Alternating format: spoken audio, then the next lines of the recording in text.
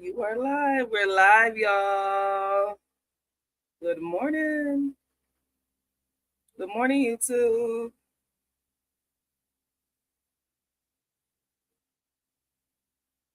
Good morning, YouTube. What it do? Happy Juneteenth. Today is Juneteenth.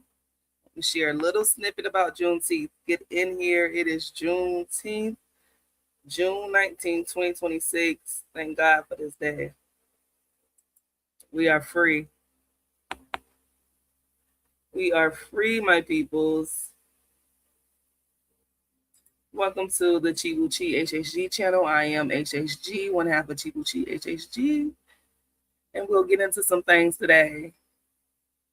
And we will have a special guest by the name of Mr. Chibuchi. Mr. Chibuchi will be coming in here. Get on in here, Mr. Chibuchi. But let's start this off with Juneteenth. Just appreciating the day, what it means for us as Black Americans. Y'all get in here, like the live. Give it a thumbs up. Welcome. Good morning. Happy Juneteenth. We are flowing today. Let's flow.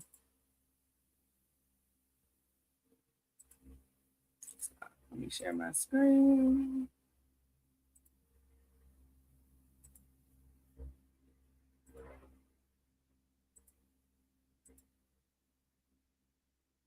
I'm a little hot right now. We go cool off. Here we go. Happy Juneteenth, y'all. Let's take a quick look. Juneteenth, how news of the Emancipation Proclamation spread through the South. Look at this picture right here. Juneteenth, break every chain, Freedom Day. June 6, 1865. This is when this day was created. June 19th, 1865. Robert Reed holds the flag during a Juneteenth celebration at the African Burying Ground Memorial Park on June 19, 2025 in Portsmouth, New Hampshire. Okay, I didn't know they had an African Burying Ground Memorial Park. I'm about to save that. African Burying Ground Memorial Park. So is this where they bury Africans or African slaves? I didn't know that existed. Oh, let's keep it going. I don't think this is really long.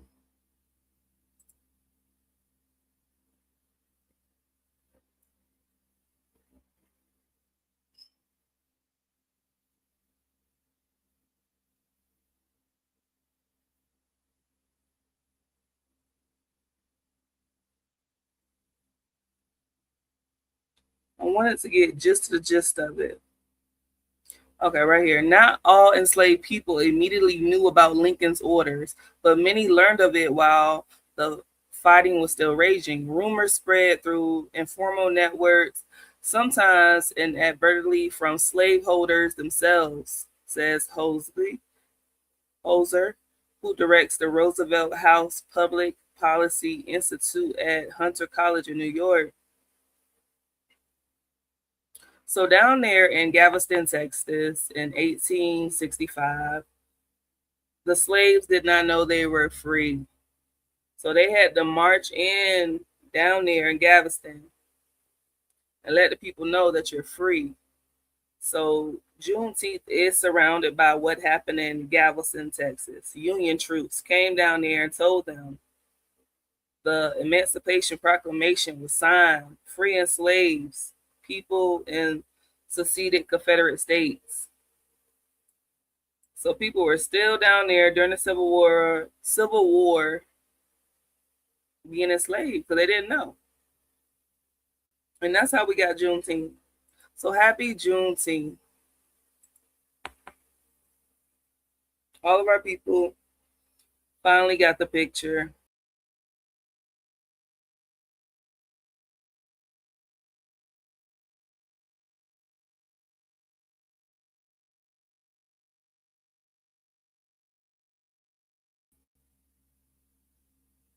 Happy Juneteenth.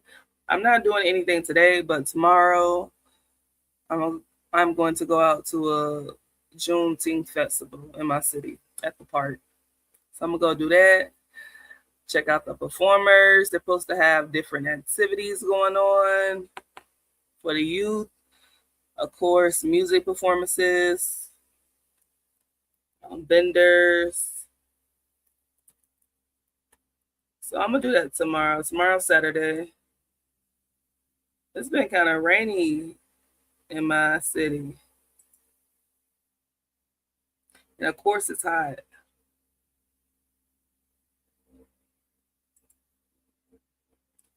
Oh yeah, happy Juneteenth, y'all. Happy Juneteenth. Um, I'm blessed. I'm happy to be free. Still on the road. We'll be home soon. Hey, Chichi. Okay. Oh wow. Okay. I'll see you when you get here.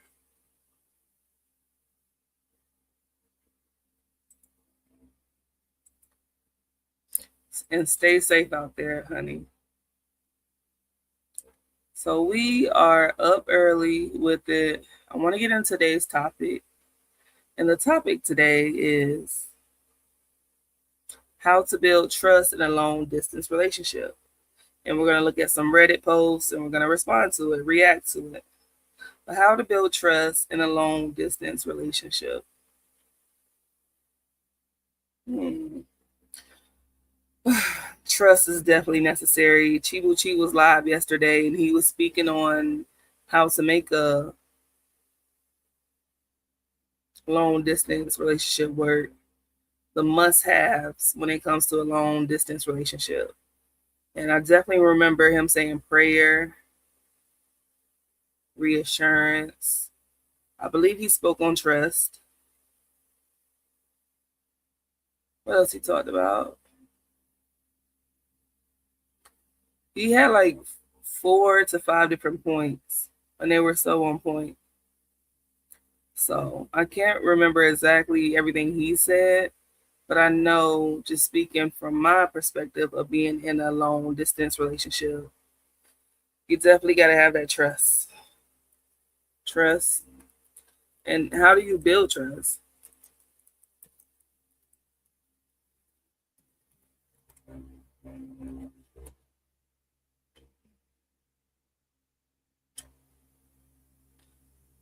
I feel like trust is a feeling. It's not like a actual object. It's not like this pen. This is not trust.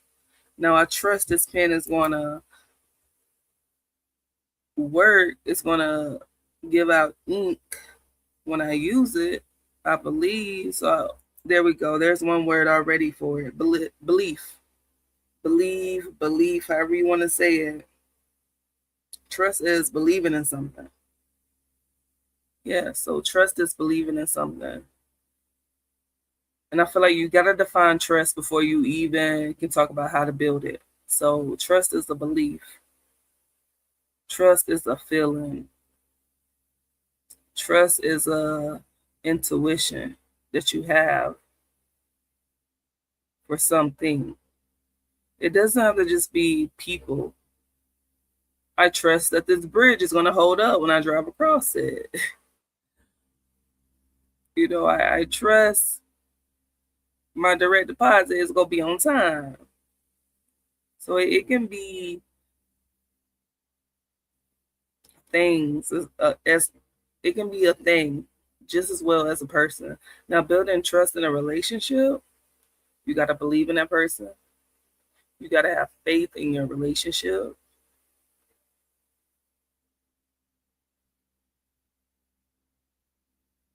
And you got to want to have that strong connection of trust. So you got to believe in that person, have faith in that relationship, and want to have a strong connection. with that person. That's what I'm going with today. That's how you're able to build trust. Believe in that person, have faith in that relationship, and want to have a strong connection with that person.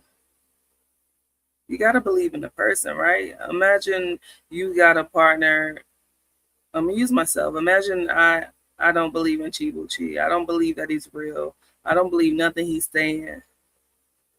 I'm not gonna trust him. Imagine if I didn't have faith in my relationship. Oh, we're never gonna be together. We're just gonna be long distance forever. He's never gonna come to America. I'm never gonna go see him again. I don't have faith. I'm always thinking the negatives. Then I'm not gonna trust this relationship. If I'm always thinking negative, if I'm always being pessimistic, and then you have to have a strong connection with that person in order to build trust. If I'm not connected to you, I don't have that attraction. I don't have that feel that's pulling me towards you, wanting to get to know you, wanting to be with you. I don't care about touching you. I just don't have any type of physical, mental connection with you. And I'm not going to trust you.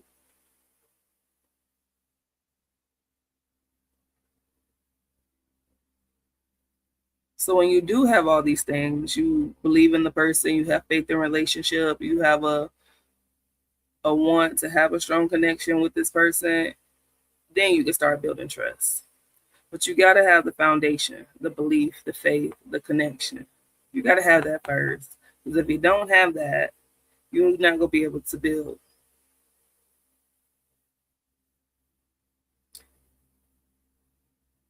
trust.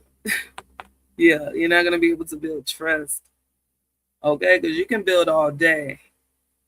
Even when you got a bad foundation, you still can build. Is it going to last? Probably not. If you build on a strong foundation with that belief, with that faith, with that strong connection, then you probably will get somewhere.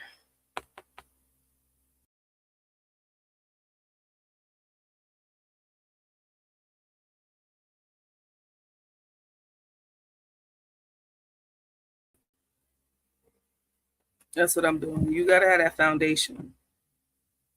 Okay, so our foundation has been established. Chibuchi and I, we have faith, we have belief, we have connection, right? Foundation is done. So I'm speaking with the build foundation.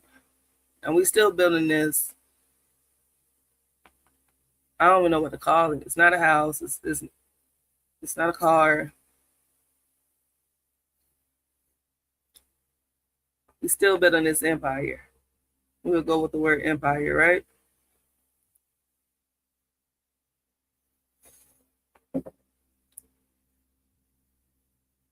We are still building this empire. We're still building Chibuchi and I, ChibuchiHHG, we're still building our empire, right? We only been married for 1 year, y'all. So if you're new here, I'm HHG, one half of Chibuchi. Chibuchi is my husband, Victor Chibuchi. Chibuchi means God is God. God is God. Let me put that in the chat for y'all.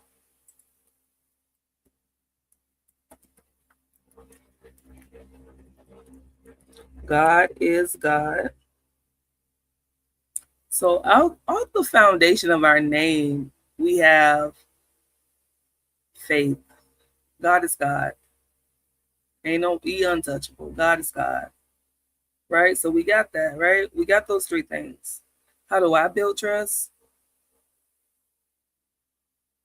I use this one thing called the let them theory. Let them be, let them be, let them. They want to spend all their money in one place, let them. They want to drive fast, and have to face the repercussions, let them. They want to wear this instead of this, even though the first thing looked better, let them. They want to talk. They want to run it. They want to run their mouth. They want them gangsters outside their house. We'll set it off, but we gonna let them. Okay, let them. Whatever they want to do, let them. That's how you really get a feel for who a person is. You let them be themselves. So I feel in our marriage, I let Chibuchi be himself. There's not many times where I'm like, don't do that. I don't like when you do that. We don't have many of those type of conversations. I let him. I let him be himself. That's how I build trust. Because while he's being himself, I'm getting to know who he is.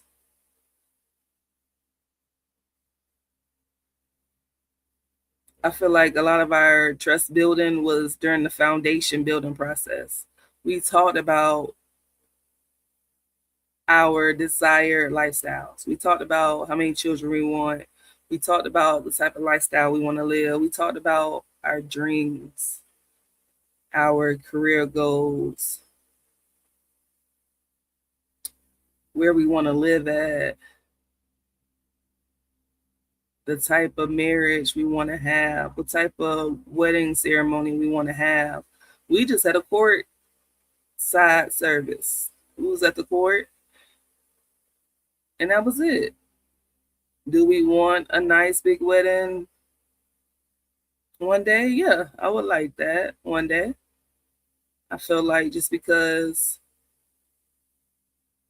you get married on a certain day doesn't mean that you can't celebrate later. So we still got to do our honeymoon.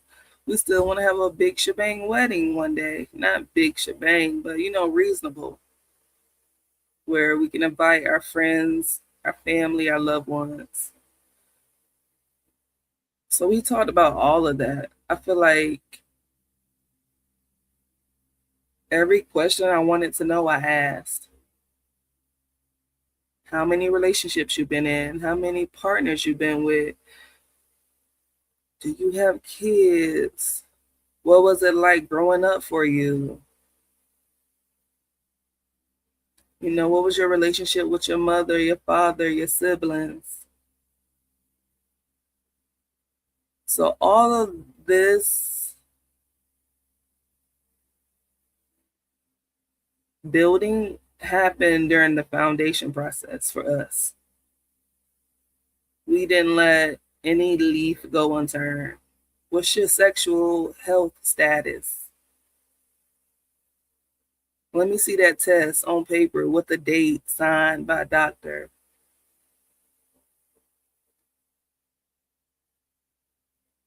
So by asking all of those questions during the foundation process, we were able to learn each other and build that trust.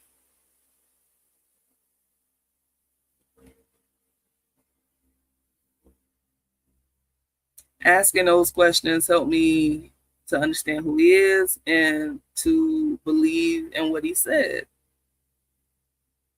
And of course, you fact check somehow, some way, eventually. Maybe you ask the question a different time on a different day. You fact check. That's how you build trust. You make sure that the information that they're telling you is accurate.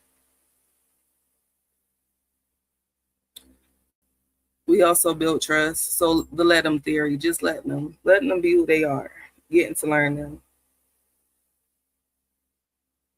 Fact checking the information, making sure that this relationship is still in line. It's still in line to our goals. Okay, you still on the same page? I'm still on the same page. Let's keep it going. Let me see if I can change up my life.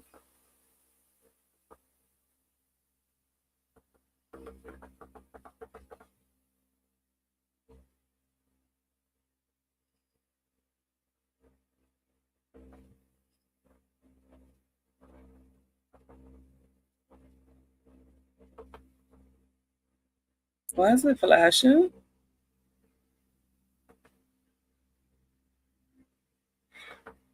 Excuse me. Good morning, y'all. Welcome to the live. Get in here. We are talking about building trust in a long distance relationship. Okay. How was this? Not too bad.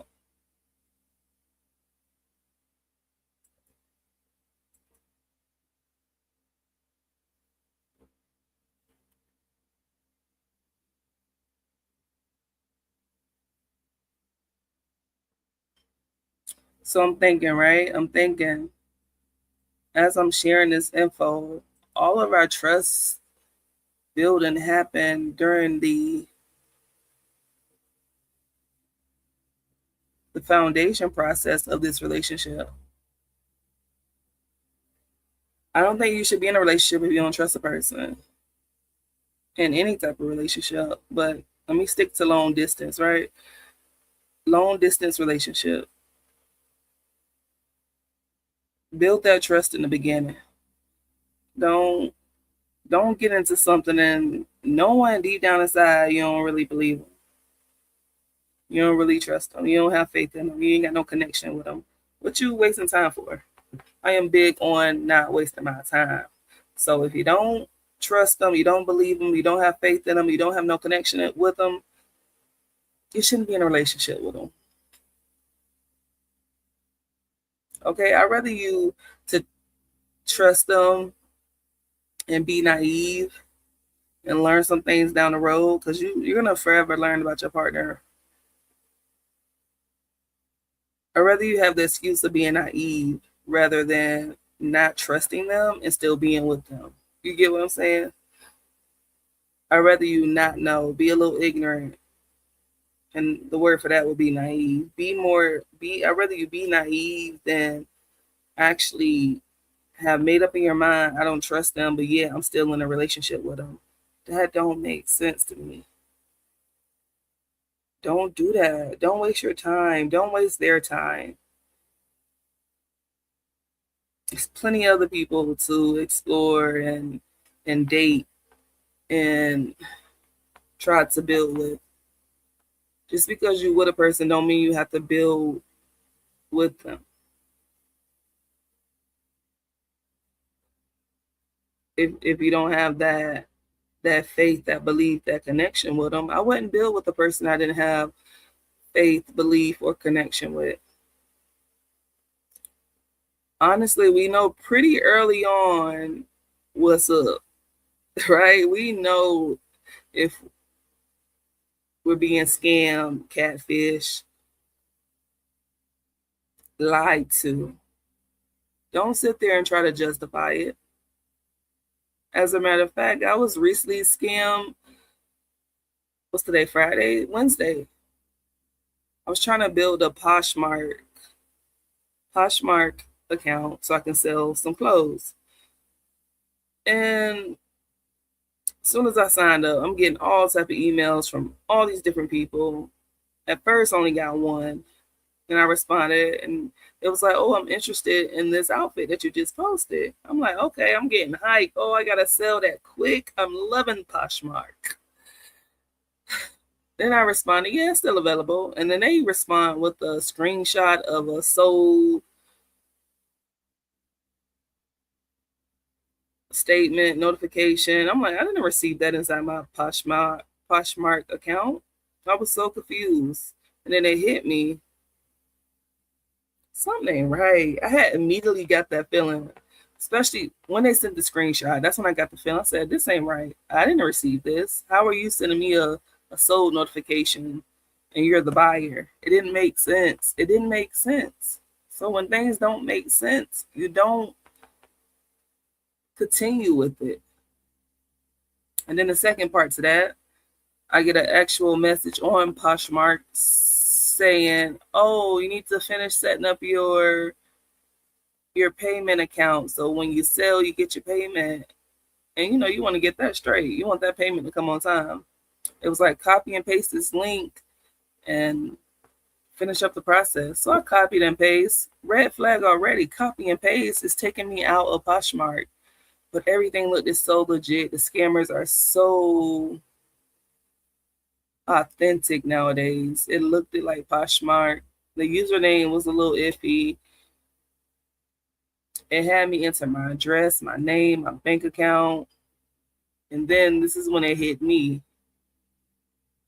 They asked for my bank account balance. And I'm like, hmm. And then it had like this chat on the side of the screen. And it told you not to close this chat, right? And I asked the chat, I said, is this safe? Just like this. I said that. I said, is this safe? And they said, yes, immediately. Then it came and it threw me some policy stuff. Oh, this is why we do this. Oh, okay. After I enter my balance, it said type in ready in the chat. It said type in ready, type ready when you put your balance in. I typed in ready. Scammers ain't shit, okay? Imagine if I didn't catch this, but we'll get into that. Imagine if I didn't catch I was being scammed. Imagine all the people that this actually worked on. So I typed in ready. And then my bank hit me with an alert. Is this you? Is this you trying to withdraw $998? I said, nigga, what? I couldn't exit fast enough. I exited so quick. I hit decline. No, this is not me. I declined. I exit out that screen. And I was like, oh my gosh.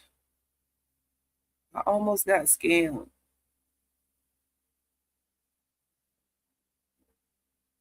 Couldn't believe it. Everything looked so authentic. And then as I sat back, I looked at all the small signs. I said, I didn't even trust what I was doing, but I was still going through the process.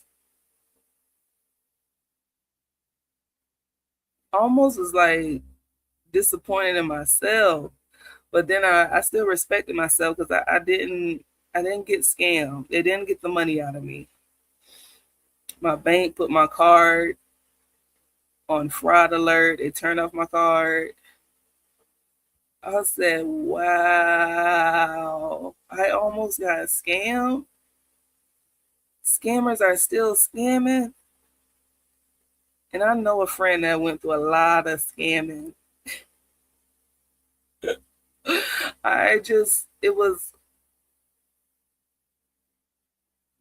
It was mind blowing to see them go through that. I I've seen the movie Honeybee. It was just like the movie Honeybee. Check out the movie Honeybee. Let me put it in the chat. Honeybee. We may watch that clip. Let's watch that clip real quick. Let me pull that up. I couldn't believe it, y'all. I almost got scammed just like the movie Honeybee.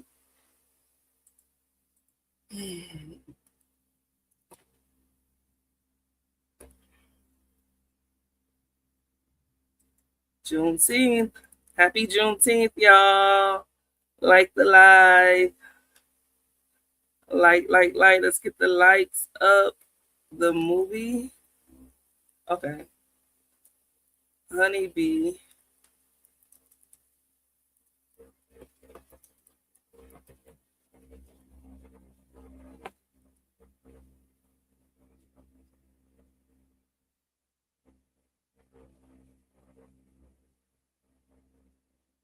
Apparently, there's a lot of movies.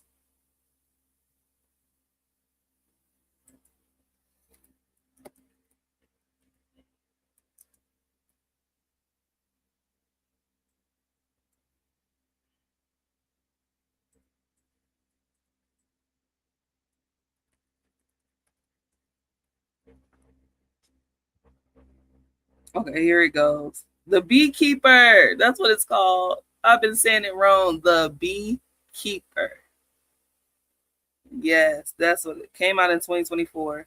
Let's look at it, y'all. I wonder if you can hear it. Give me a second. Let me get it right. He got their asses together.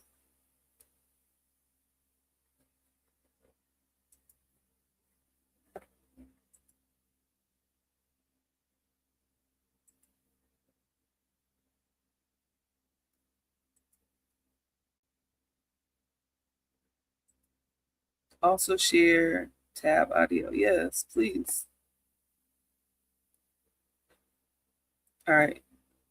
Am I sharing? Almost? Okay, here it goes. This is what I'm talking about. This is how I almost got scammed, just like this. Disgusted. Everyone, need your attention, please. I'm gonna burn this place to the ground. The beekeeper. Can you hear? Give me a thumbs up if you can hear. Clay. This place was crabgrass and weeds, and you brought it back to life. Mrs. Parker and I were friends. She was like family. She was the only person who ever took care of me. I just got a message saying that there's a problem with my computer. Yes, ma'am. We got this. Yesterday, she shot herself. This is private property. Do you know what they do here? Scamming the weakest in our society. Buddy, I'm counting to 3. 1, 2, 3. There, I did it for you. I'm gonna burn this place to the ground. Will you stomp his ass out? You're telling me one man did this. The only thing you know is he's a beekeeper. A beekeeper? Well, that's not good. Beekeepers is a special program outside the chain of command. I protect the hive. When the system is out of balance, I correct it. We have laws for these things. Until they fail, then you have me.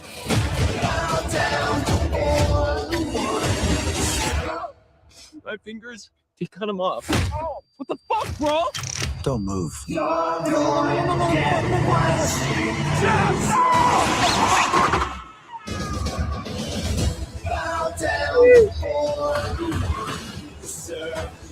This is much bigger than a little phishing scam.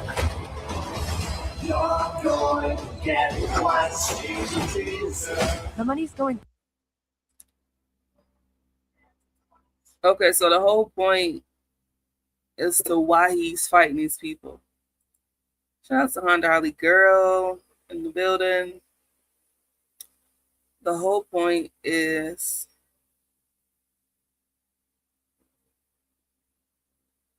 why he started fighting those people. Because they were scamming. They scammed that old lady over $1 million. They only tried to get $998 from me.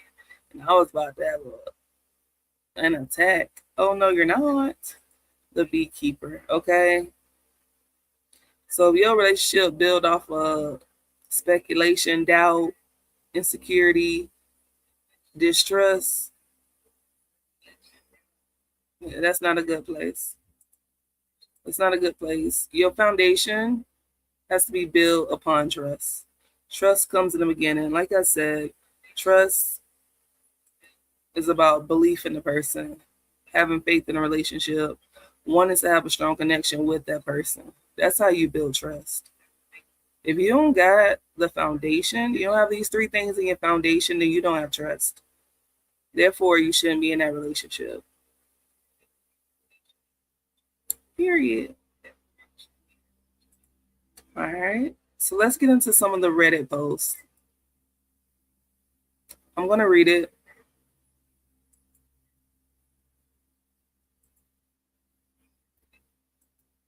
And we go respond to it.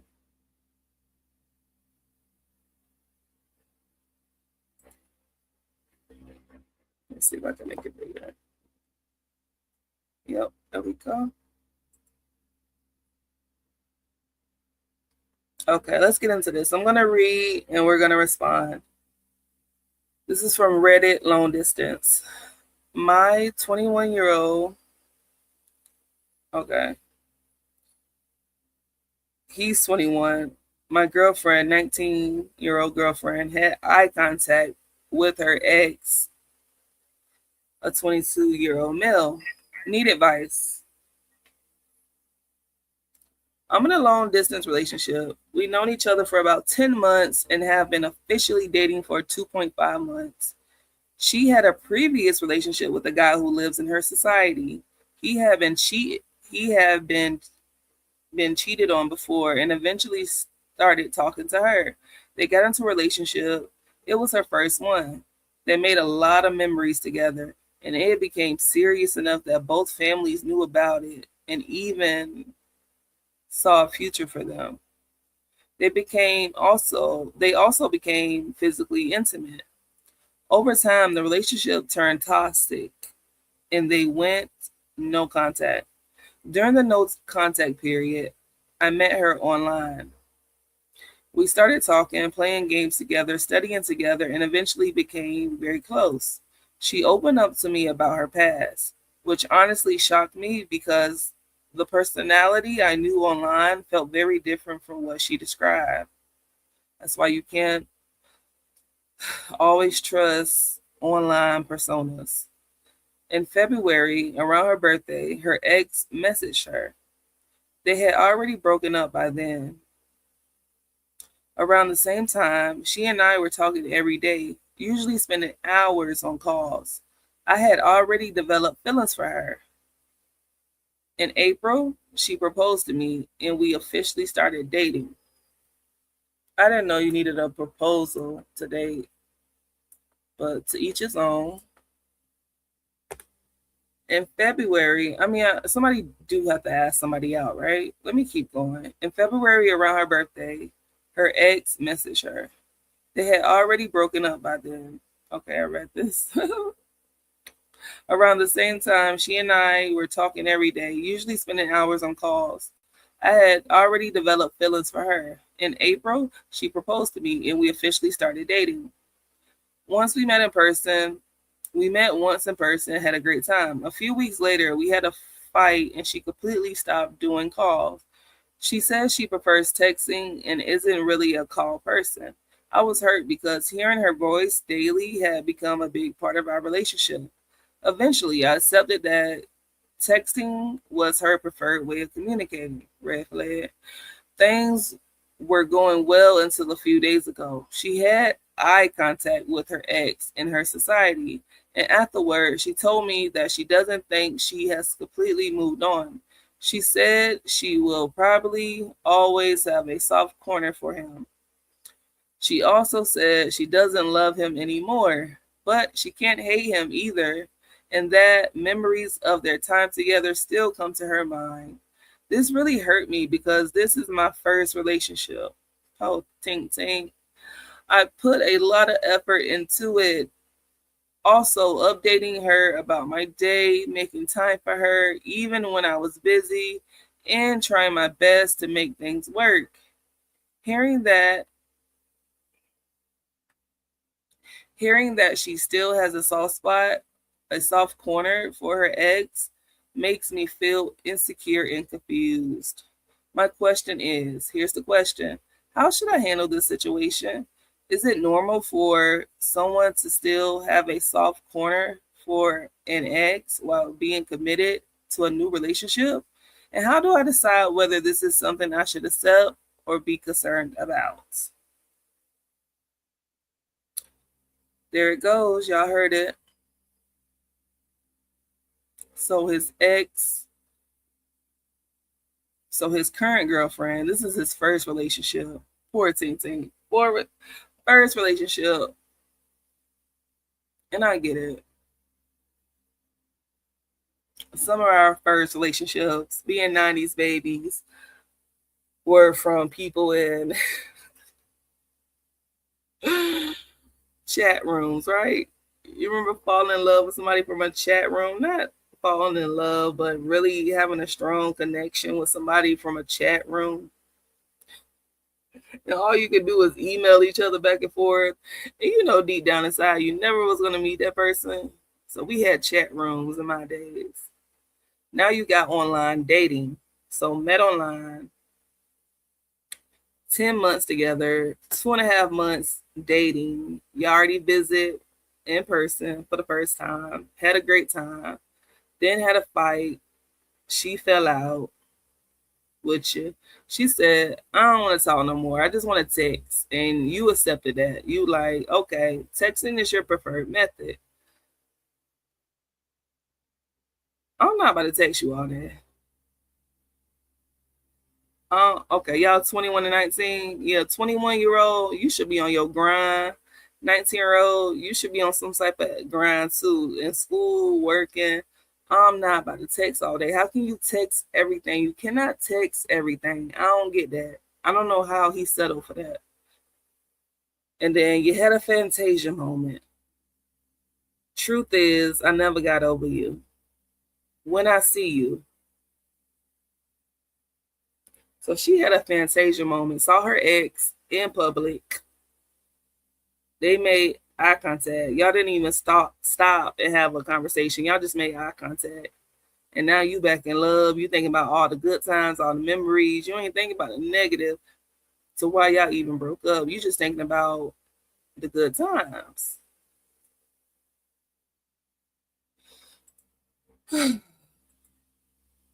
Thinking about the good times.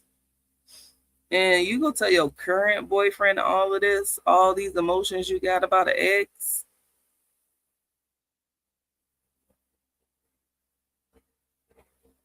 She wasting your time, big dog. So let's go to your question.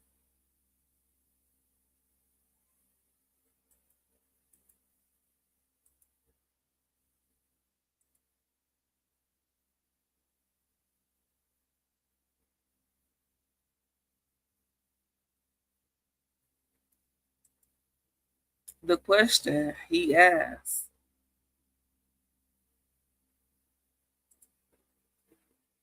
My question is, how should I handle this situation? Is it normal for someone to still have a soft corner for an ex while being committed to a new relationship? And how do I decide whether it's something I should accept or be concerned about? How do you handle this situation? You ask her, do you still want to be with me? We haven't been doing calls. Now you're telling me you got feelings for your ex. Do you still want me? Straight up, just like that.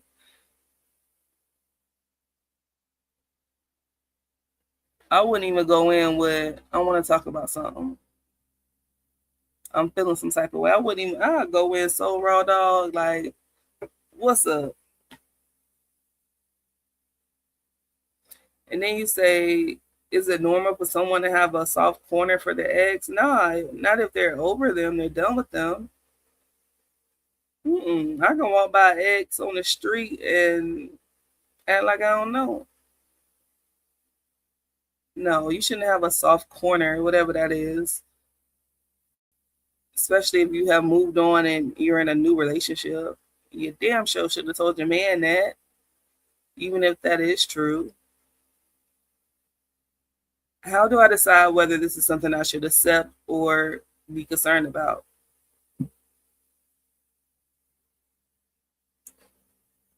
How you decide that is, how did you feel when she told you that? Did you feel a good feeling where you like, oh, that's cool, honey? You still have a soft corner for your ex. How did how did you feel when you heard those words come out her mouth? Was that cool? Or did that hurt? Is it something you should be concerned about? Yes. Should you accept it? No. I wouldn't accept this. You're not about to play in my face. Let's look at some of the comments. We live in a society. Okay, what does that mean? It's okay to make eye contact with somebody that you dated within your society. It's not cool to tell your current partner, I have a soft corner for him. I still think of the memories. I want him back. That's what you're basically saying.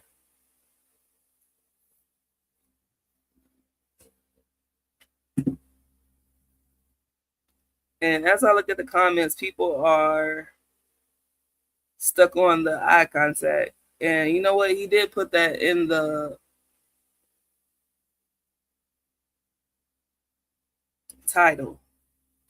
Someone says, if you're insecure over eye contact, you're not mature enough to be in a relationship. Blah, blah, blah, blah. If she's not over the other guy, she shouldn't have gotten to a new relationship with you before dealing with her own personal feelings for that guy. True. The wording here is upsetting me. Period.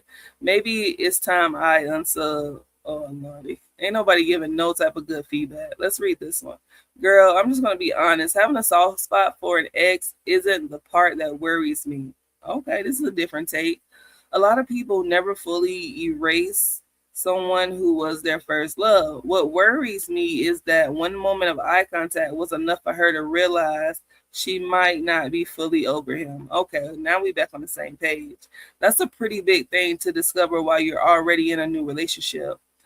I don't think she's a bad person for being honest, but don't twist yourself into not trying to trying to compete with history. If she truly wants to be with you, her actions will show that. If she's still emotionally part halfway in her old relationship, no amount of effort, updates, or good morning texts from you can fix that. Remember, babe, you're looking for a girlfriend, not a position on someone's healing journey. I gotta up that one because that's it right there. That's exactly how I feel. I mean, yeah, she was honest with you, but sometimes you can't always be too honest. Yeah, she was honest. She kept it P with you. But one little piece of eye contact got her all in her feelings over an ex. Either you weak for him or you still want him. I wouldn't tolerate it. I love the last line she said, and this commenter said, they said, remember, babe, you're looking for a girlfriend, not a position on someone's healing journey. Respect. Like, step your self-worth up. You don't have to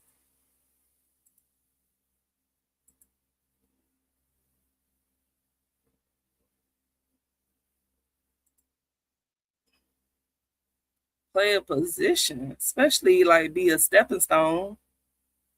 I love that. Remember, babe, you're looking for a girlfriend, not a position on someone's healing journey. And clearly she's not healed. I say don't accept that. You worth more than that. This is your first relationship. You have plenty more Fionas to get through. Okay, you got plenty more dragons to slay. You got so much to learn. Don't sit back and tolerate only texting when you used to enjoy the phone calls. And now she really told you what's up. People will reveal themselves to you. You better listen. People go reveal themselves, honey. You ain't gotta tolerate that. I wouldn't tolerate it.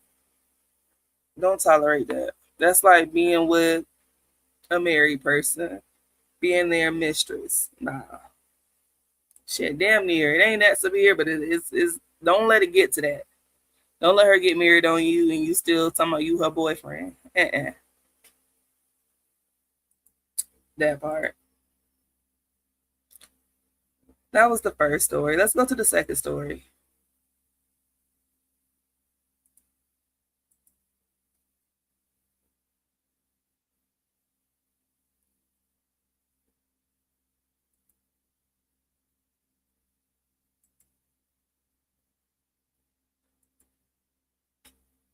Oh no. Okay, the second story has been deleted. I guess they came. I'm gonna still pull it up.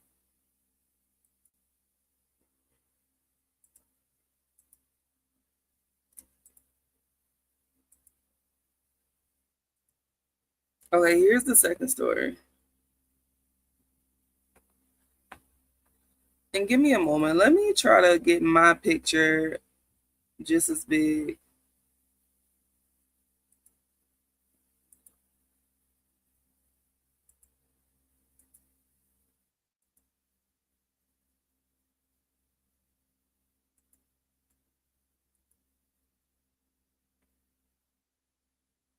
Maybe I can't. Still working out this platform. Okay, so the second story was LDR, 2 years apart. Boyfriend 24 keeps traveling for work with a friend, but tells me 21-year-old female he has no time, money to visit. Am I wrong for feeling jealous and hurt?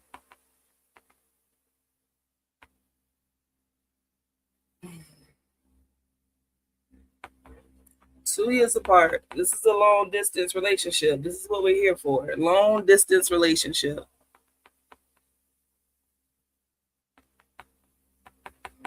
This is what we're here for. 2 years apart. Boyfriend, he's 24, keeps traveling for work with a friend, but tells me 21-year-old female he has no money, time to visit. Am I wrong for feeling jealous and hurt? No. No, you're not. I mean, I feel like that's human nature. So he is traveling, but he ain't traveling to come see you. Yeah, I would be hurt. I would be hurt that you're traveling for work with a friend, but yet you can't travel to come see me, your girlfriend. I'm hurt. This post has been deleted by the original poster, so can't really dive into the story. That's just the title. I think somebody did respond. It says, short answer. Communicate with him again how it makes you feel. Keep doing that. I don't think he's grasping what you mean. Oh, no. He understands. He definitely understands. Boyfriend that's traveling for work and doesn't have money or time to come visit me, he understands. I mean, that's not that difficult to understand. I see you making moves, traveling, working.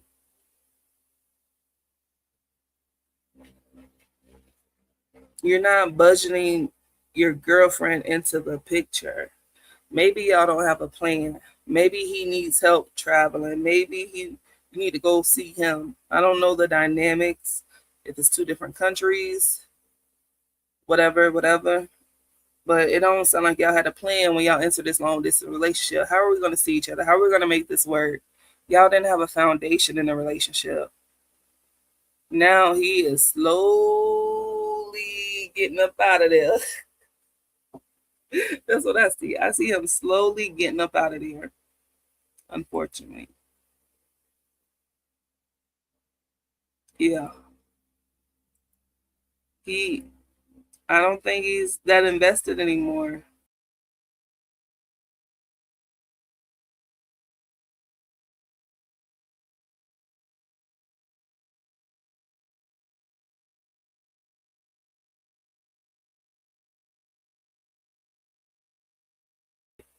It's not much to go off of, but based off this topic, 2 years apart, boyfriend keeps traveling for work with a friend, but tells me his girlfriend he has no money, time to visit me. Am I wrong for feeling jealous or hurt? No, you definitely can feel hurt. Don't stay in that for too long. I wouldn't stay in that for too long. Mm-mm. He is prioritizing what he wants to prioritize. That's traveling for work with his friend.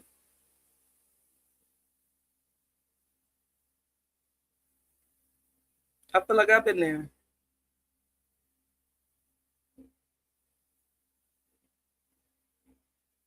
In a relationship. Here comes the weekend. We're both off of work. You got events and teams lined up for the weekend, having a good time.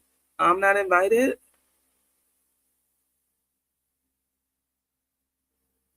Okay. I see where this is going.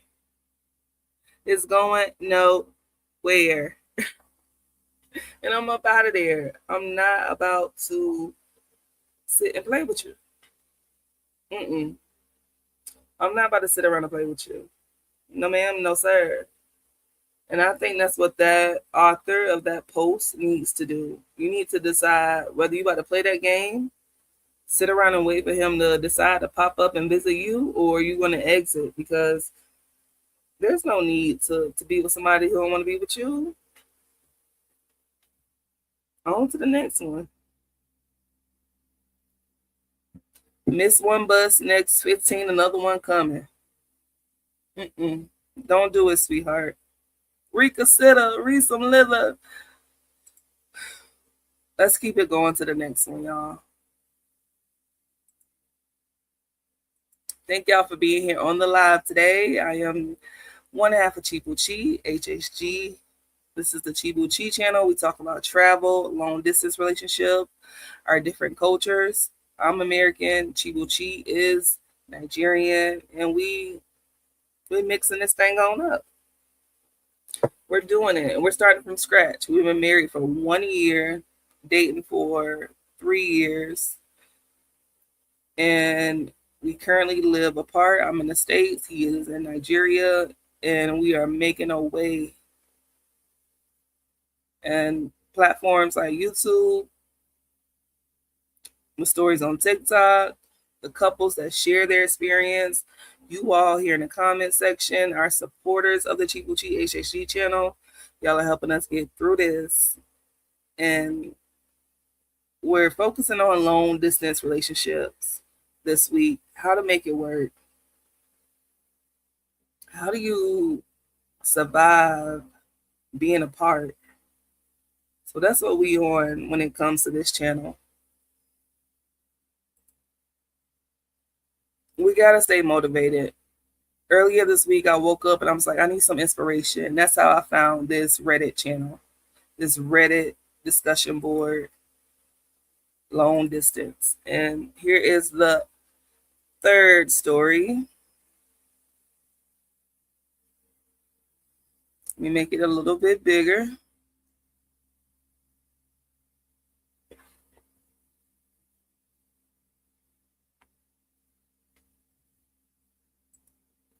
Can y'all see that? Okay, let me get some water before I read this one.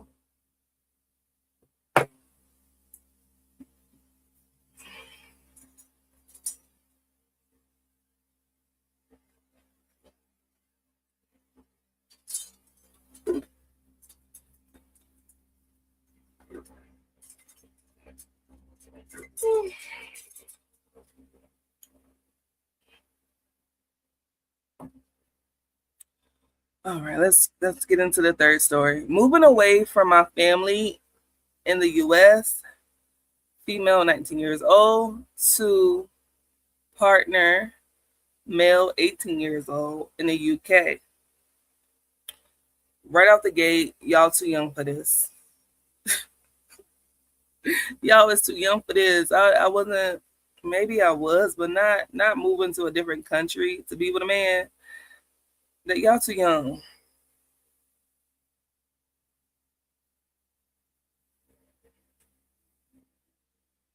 What y'all doing? You know how many times you fall in and out of love in life? Not even just with a partner, but just falling in and out of love. That happens so much in life. You still fresh when you 18, 19. This ain't the old days when you got married at 15 and had a bunch of babies to maintain the farm. This ain't them days. Enjoy your youth. That's my message. Let me put my lip gloss on and say this.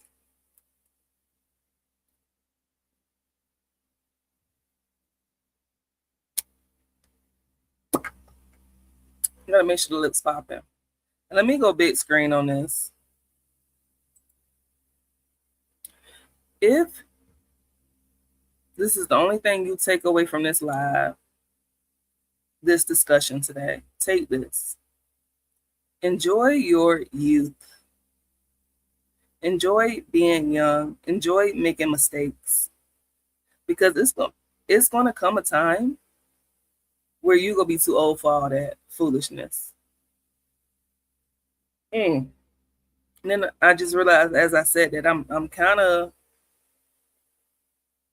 contradicting myself. But what I mean is, don't be so tied down by love in a relationship so young. You're 19, he's 18, you're thinking about moving from the States to the UK to be with him. That's just the title. I didn't even read the story yet. But take this, enjoy your youth. Because we already know what this story had. And for one, it's a repost. So you already shared this. People told you what was up from the get-go, and you decided to reshare this. Enjoy your youth.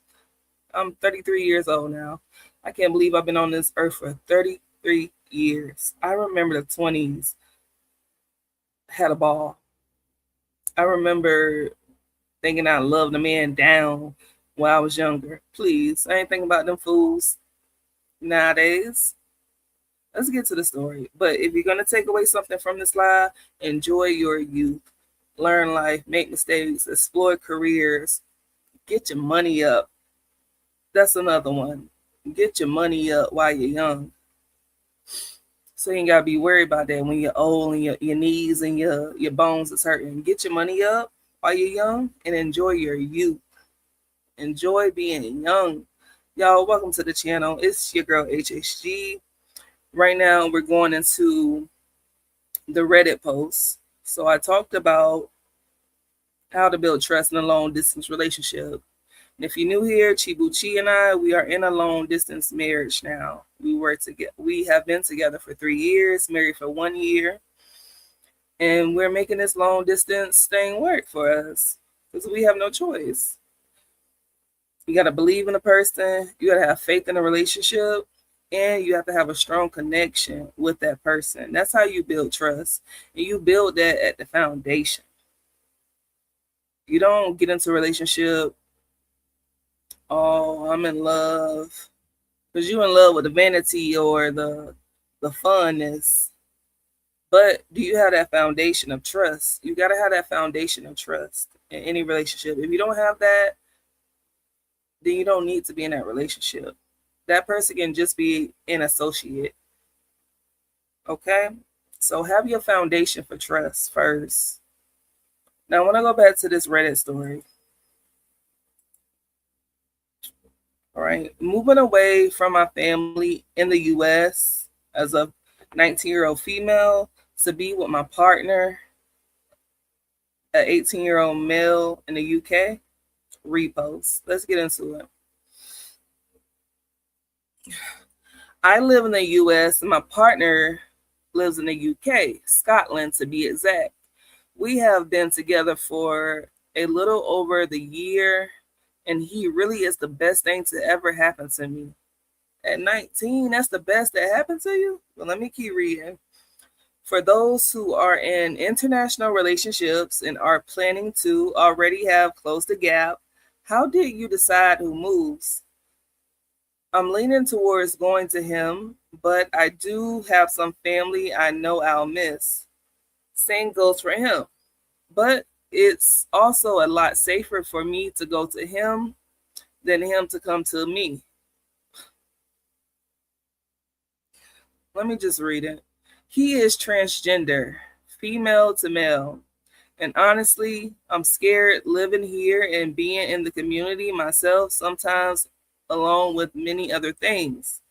It's mostly my family that is holding me back from setting things perfectly in stone. I also love some advice on just LDR in general. Obviously, communicate, but some examples on how would also be helpful. We did figure out we enjoyed doing voice messages when talking things out as a middle ground. I love this man with all my heart, and I plan to marry him, so any advice would be appreciated. Also, any advice on visas would be appreciated. I think I'm going to go to school first, then be on a graduate visa, and then either a marriage or work one. However, I would love to hear if there is a faster route. Edit. The main reason family is holding me back is because I have some younger family members, like a newborn cousin, that I'll be sad to not grow up, to see grow up. Traveling is well expensive, and I'm worried about having to visit back and forth with costs. Sure.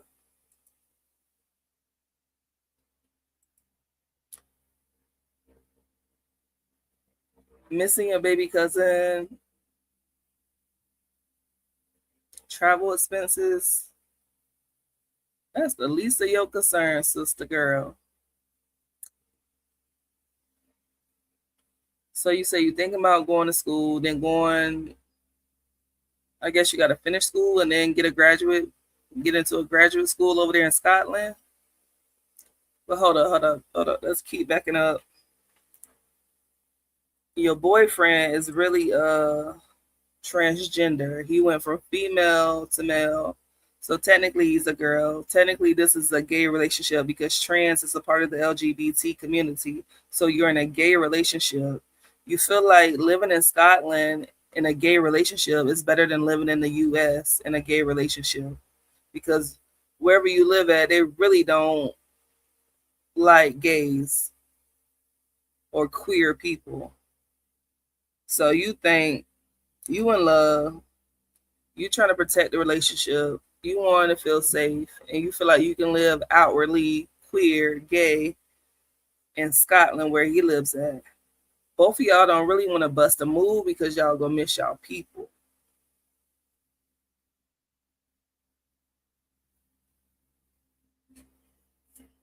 I say sit down. Sit down. I say go on a visit, but don't be talking about moving. Sit down till you figure out who you are. You don't even know who you are. You're 19, he's 18. Y'all babies. How the hell have you transgender and you're only 18? I get loving, being in love. I get it. It is such a beautiful thing. It feels good, especially when you be in love, right? It feels good. But being 18, 19 years old and trying to move abroad to be with somebody, I say slow down, slow down. Get some more experience under your belt. Really understand what that transgender lifestyle is all about. It's only been a year.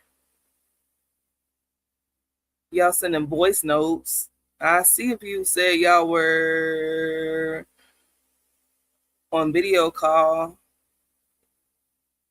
The way people communicate nowadays is just weird to me. I'm not about to sit here and text. You got to pick up the phone and call me because I'm not about to sit here and text you all day. I cannot send voice notes all day. What we can do is have a phone call on the phone. You know, you get your iPhone, I got my iPhone, and we're talking.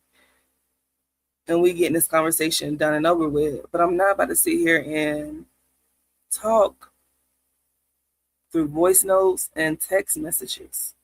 I gotta grind. I'm living. I want to see the world. So many people miss so much in this world because they're texting. They're not even looking up, catching the real life that's happening in front of their eyes. You gotta give your finger a rest. Put your phone down. Go visit the man in Scotland.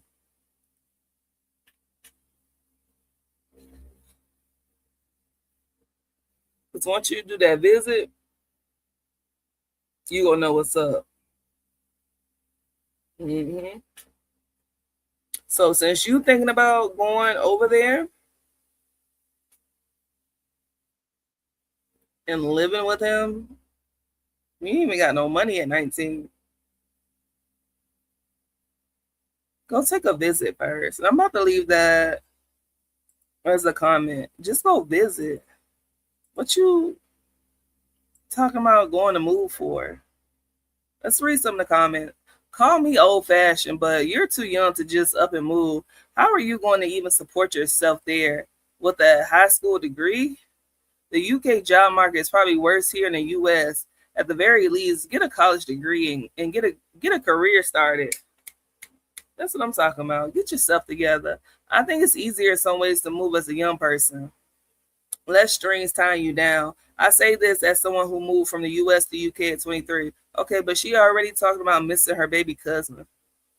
That's not to say it's not hard, though. It's still hard to leave everything behind. I think it's more down to individual personalities and support system one has in place, while with how resilient you'll be to that travel change, to that level of change, excuse me.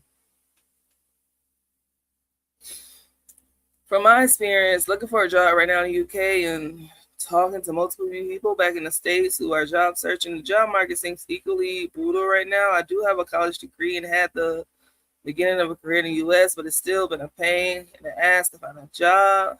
I don't think the OP should make a rash decision, but I think I would probably advise them to give it a bit longer, maybe start degree in the US for now. Maybe they could look at school, that office. Okay. Yeah, OP is 18 and boyfriend's 19. Hopefully OP has a high school diploma. They've been together 1 year. Have they ever met in person? All right.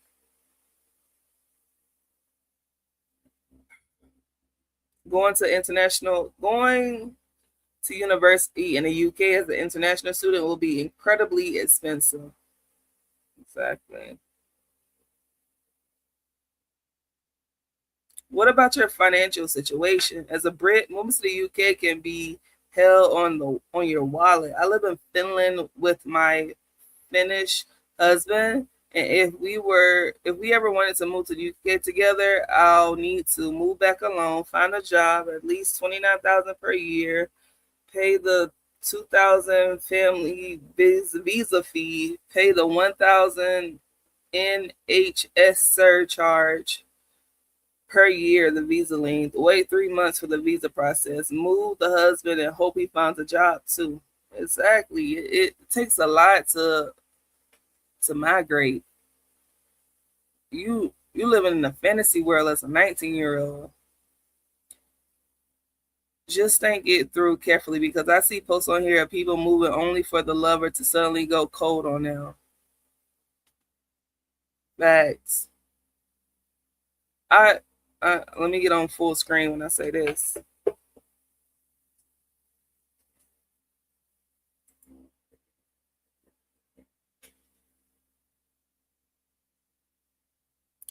I couldn't imagine going to visit Chibuchi and he didn't show up at the airport.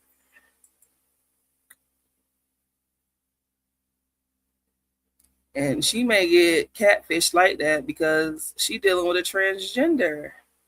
Maybe they're not comfortable dating out loud. Have you had those type of conversations?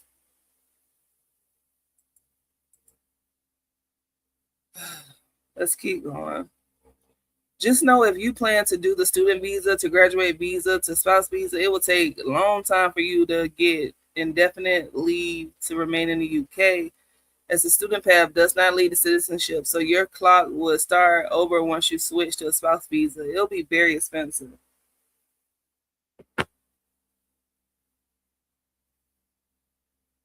Child. I don't know what this young lady is thinking.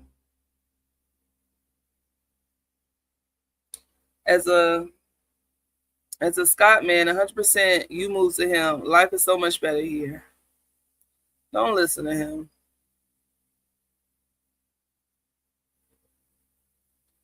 We made the decision mostly based on logistics. My career is more transferable, and we knew it would be easier for me to find a job after moving.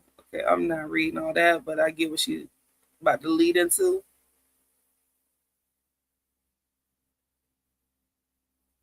Let me leave my comment. And my comment would be, go visit him first.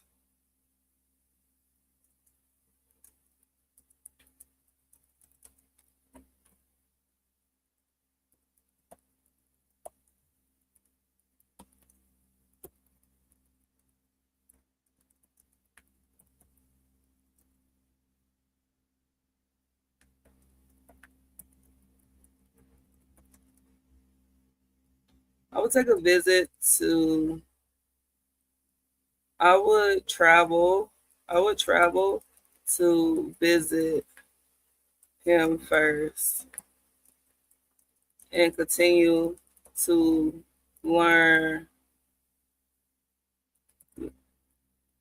them as a person.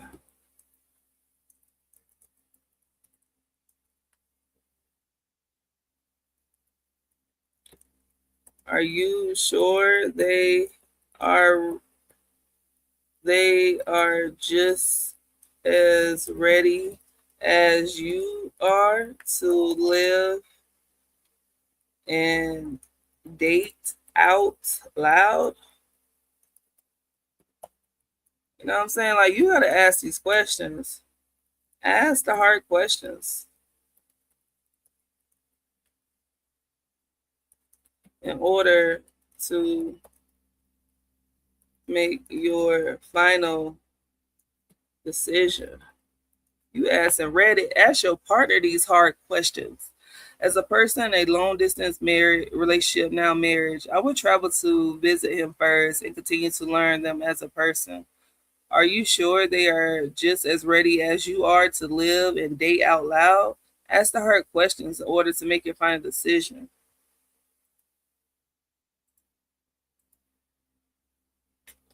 And I ain't about to say nothing about youth, because you go do what you want to do and respect.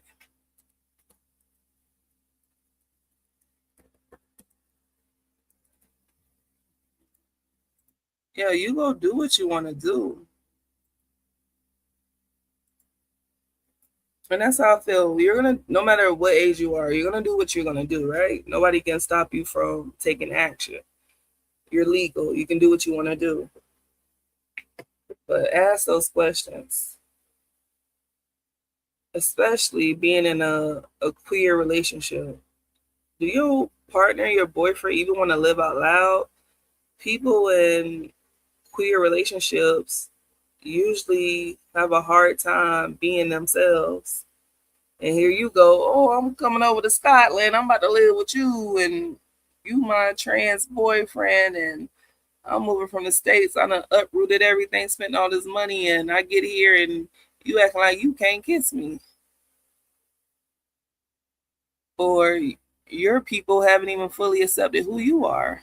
Or your people don't even know who I am. Ask the hard questions.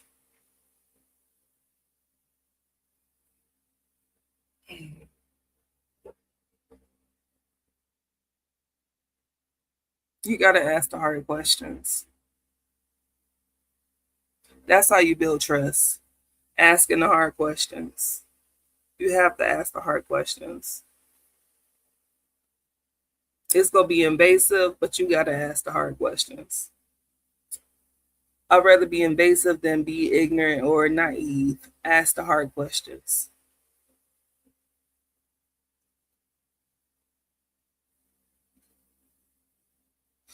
If my 19-year-old sister was trying to go be with a man in Scotland, I'm like, okay, sis, I hear you, but we about to go take a trip to Scotland first. We're going to take a trip, vacation, and we're coming back. Okay, we can have separate hotel rooms. I ain't gonna be all in your mix, but I'm going with you for security because you young and you dumb, and this shit might not work out. And maybe it will, right? Let's think of the flowers and the sunshine and the butterflies. It may work out, and I'll be happy for you still.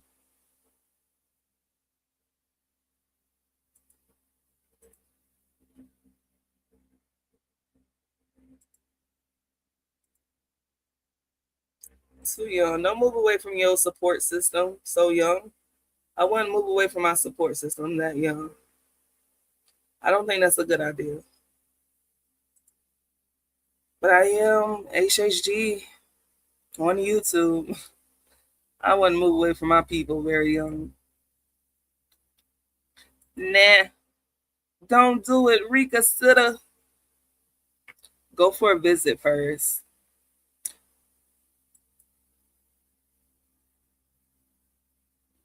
Okay, I got another Reddit post I want to share with you all.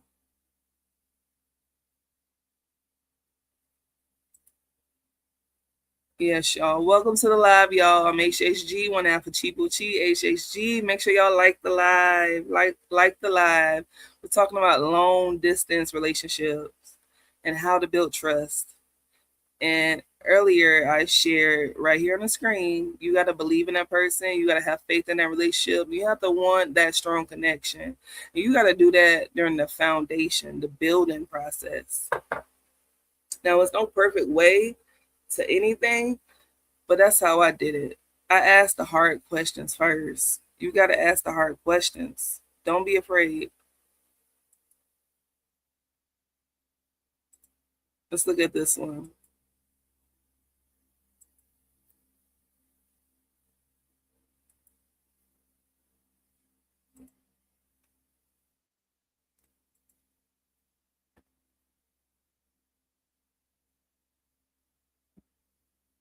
My okay. My 20 female, so she's a female, 20-year-old female. My ex, which is a 21-year-old male, is having a tantrum after a breakup and is putting my physical safety at risk. How do I handle this?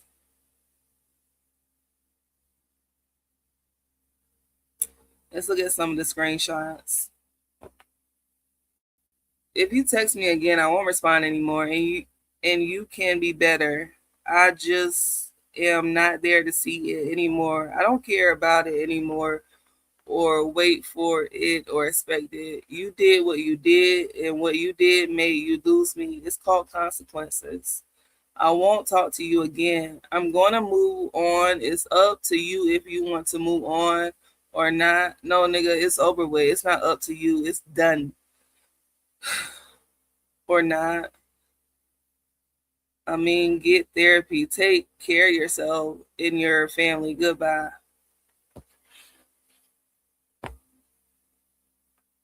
Ava, that's her name.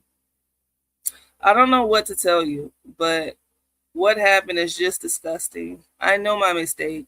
I shouldn't have complimented her while being black trout. If it was you, I would have forgiven you. I am sorry for what I did and for hurting you again. I guess you will talk to the next man how bad I was, etc. And yeah, we'll have fun. I guess I feel like you found a perfect time to move on. Plus, Dina supporting you is this. Blah, blah. Okay. So apparently, he complimented a chick. He was being disrespectful. Okay, here he go with all his chain text. And look at it. I did you wrong. We're not talking forever. Like deleting everything of me. It's so easy, right? My humor is disgusting. I know. If you were there, you would have understand. I don't think this is a reason to delete everything of us. Like completely everything. Are you serious? And yeah, you probably deleted everything now and won't come back. Yeah, have fun. With whatever you are looking for. You have fun.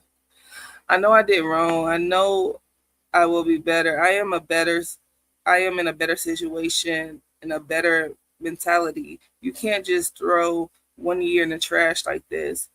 If you trusted me, you would know that I had no intention with that person. I never showed interest in someone, didn't I?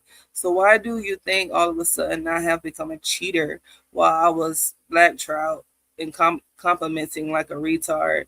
You really blacked out. Okay, he was blacked out, so he must have been drunk.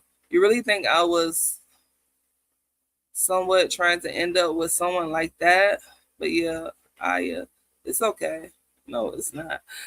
I waited the whole day to talk to you. We talked only about my mistakes, everything built up, just to explore like a volcano. I deserve it, but I think a compliment didn't. Blah blah blah. Girl, you better hit that block button. You taking all these screenshots. I waited a whole day to talk. Okay, Dina probably hyping you up to find another man. I hope you will have fun with that and what you're looking for. Okay. He's sending voice notes. Okay, let's get into the story. Here's the story she wrote.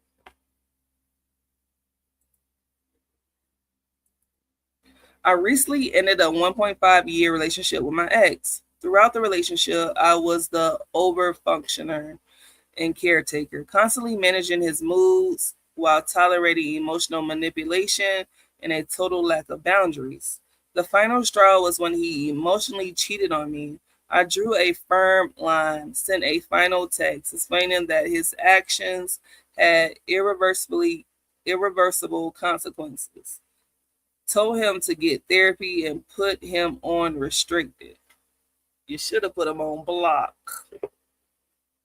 So he emotionally cheated on you.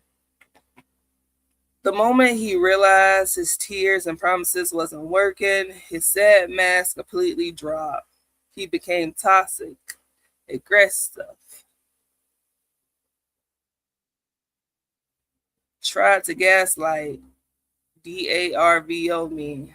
I don't know what that means. Weaponized my trauma, attacked my support system. For the past 2 days, he has been spamming me with non-stop messages and voice notes, flipping between aggressive and begging, crying, and understanding why it happened, as you can see. He has now started calling me nonstop on Facebook Messenger. I live in a strict household where if my dad finds out about this, I am in literally physical danger. Well, damn, you attracted to abusive people. My ex knows how dangerous my family dynamic is. Oh my gosh. I am absolutely terrified. He is trying to force a response. And I am terrified that if I fully block him, he will reach out to my dad's Facebook account out of spite. I am under so much stress that I'm tempted to break character and respond just to make him stop, even though I know that breaks my word and gives him the remote control to keep threatening. Period. You know that. I already blocked him on Facebook earlier and restricted him on Insta since 2 days ago. What I thought about doing is going through my dad's pic in secret and blocking DMs. I don't know, man. This is scary. Also, this is an LDR, so don't even tell me about police. Even if he were here, they won't do nothing, but it will put me in more danger with my dad. Lord, it sound like you're scared of your daddy.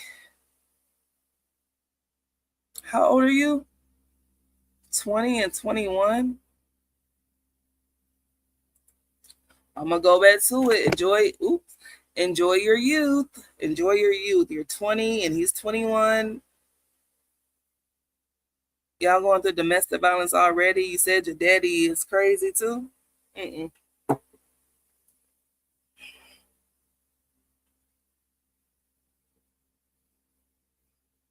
Why we even playing these games? You 20 years old, you live in a strict household. Baby girl, you should have been in college on campus. Ooh, you should have been on somebody college campus,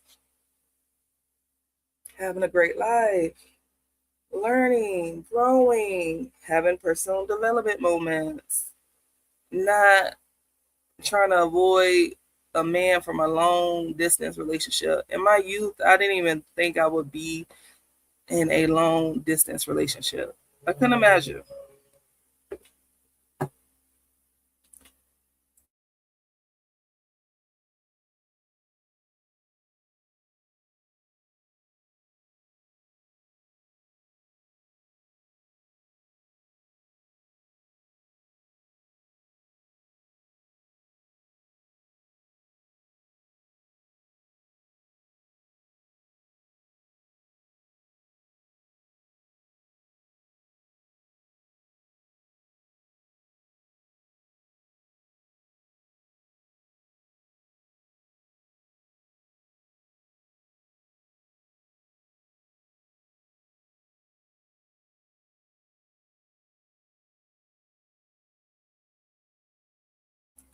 Okay, I had to make a phone call. So yeah, back to the young lady, 20 and 20 years old in a long distance relationship, and he emotionally cheated on you. He gaslights you throughout the whole relationship, emotionally abusive. Now you restricted him. He's still blowing you up. He's calling you on Facebook Messenger. You're afraid that he eventually will reach out to your family members, which will definitely get you in some trouble. Why? Why are we doing this? Why?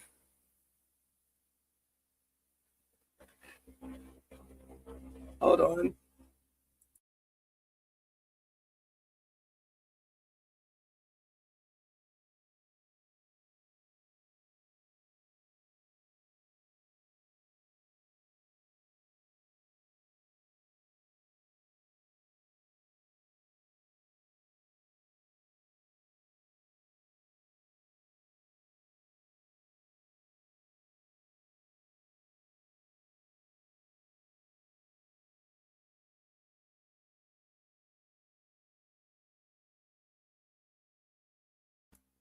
Yeah, so young and going through so much. Why? Enjoy your youth. You afraid of your dad? Shit, I'm afraid of him too.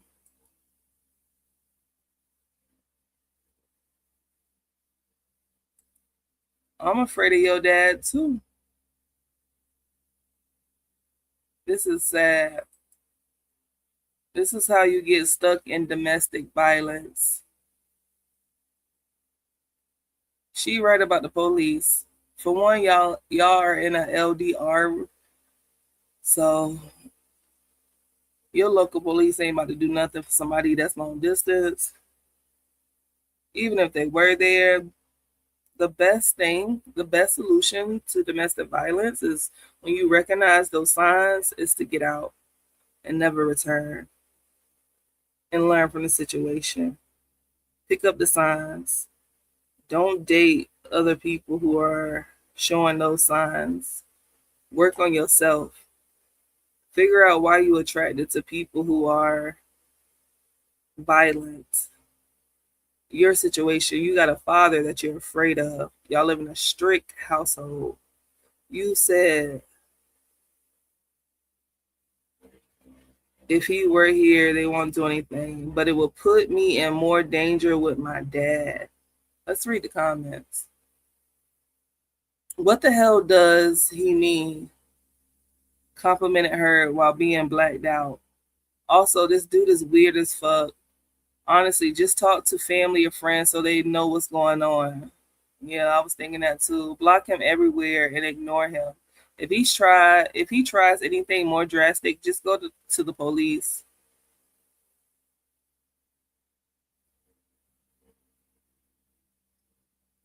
How did you know about it? He told me. Okay. I am not going to talk with you anymore. Bye. Oh, wait, shit, for real? We can talk? This dude. Maybe you can talk to your dad before he does something, right? And things like this is first come, first serve. So you can maybe say that there's a creepy stalker dude trying something and you are rejecting him. Ideally, you would talk to your dad beforehand and he will understand. But I don't know if there is anything else you could do except tricking people a little bit. Yeah. If I tell my dad, I'll be dead. Damn, you're 20 years old. This is probably going to be a silly question, but tell your father you got a stalker all of a sudden. Or get in your parents' account with an excuse and block him just to get rid of the fear and then block him to the dark, recalm forever. Go to an adult that you trust and tell them you are worried for your life in your own home. Also, tell your friend to ask your ex to back off for safety. Nah, don't get your friends involved in this. I hope everything works out for you very soon and that you get to live somewhere where you're supported and safe. Yeah, that too, because you afraid of your dad. I don't think I've ever been afraid of my dad. That's so sad. So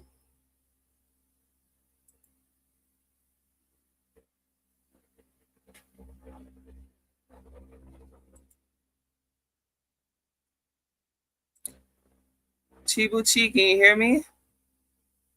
Yeah, yeah. Can you hear me? Yes, not you laying in the bed. You gotta sit up or something. Child, I'm just, I fell asleep, child. So You wrong for just have, that. huh? I'm here. I said you wrong for that. I'm wrong for that. Yes, you knew the game plan. Yeah, there we go. Sit up a little bit. Yeah, How I'm you up. doing? Huh? How are you doing? I'm okay, child. How about you? I'm okay. So I've been I, talking about. Let me just recap for you because you have not. You missed it all. Trust. How to build trust. Right. That's what we're talking about. How to build trust in yes, long distance. okay. So here's my solution right here. And my solution is all of this is built in the foundation process. You know how we was getting to know each other, we was asking each other all these questions. Yeah. You know, have you been married before? How many relationships? Even down to your Do health you, status. do you have kids somewhere? Yes, all of that. So my foundation is to build trust is you got to believe in that person. You got to have Yeah, faith in that person. And you want to that's have right. a strong connection with that person. That's right. That's how I was able to build trust with Mr. Chibuchi. That's it. You were questioning me. Oh my God. You're like, okay, can I ask a question? Okay, I have a question. I said, okay, ask me. Child, for months, you be asking, asking, asking. I asked you, but you were the one asking more. Had a bunch of questions. I had questions written down for dating situations, and I feel like if he doesn't answer the questions, there's some dishonesty, and that's with anybody, right? If they can't answer the question straight up, they can't tell me the truth, then I'm not gonna really trust them. Like That's you, right.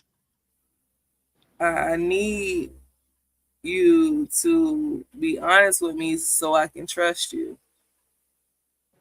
Yeah. Because if you're not honest, there's no truth in your words. And when you start having doubts, trust can exist. Trust can exist in a state of a doubtful mindset. So you got to believe, have faith, and just work it out. Agreed. So, That's what it. was how do you build trust in a long distance relationship? How do I be trusting a long distance relationship? Yes.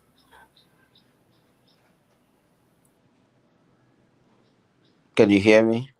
Yes.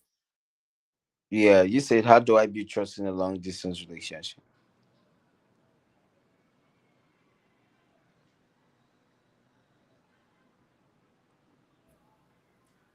Yes.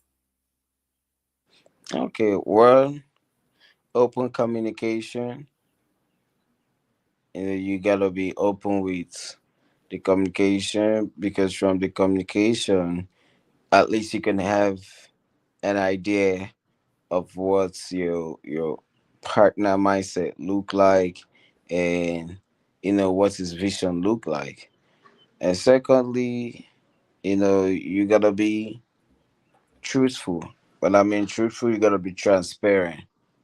You know, truthful, transparent, and another thing is just working together, working together in you know some certain activities that you both can do through the phone and all of that, or do some research together, or read the Bible, or read a book and talk about it.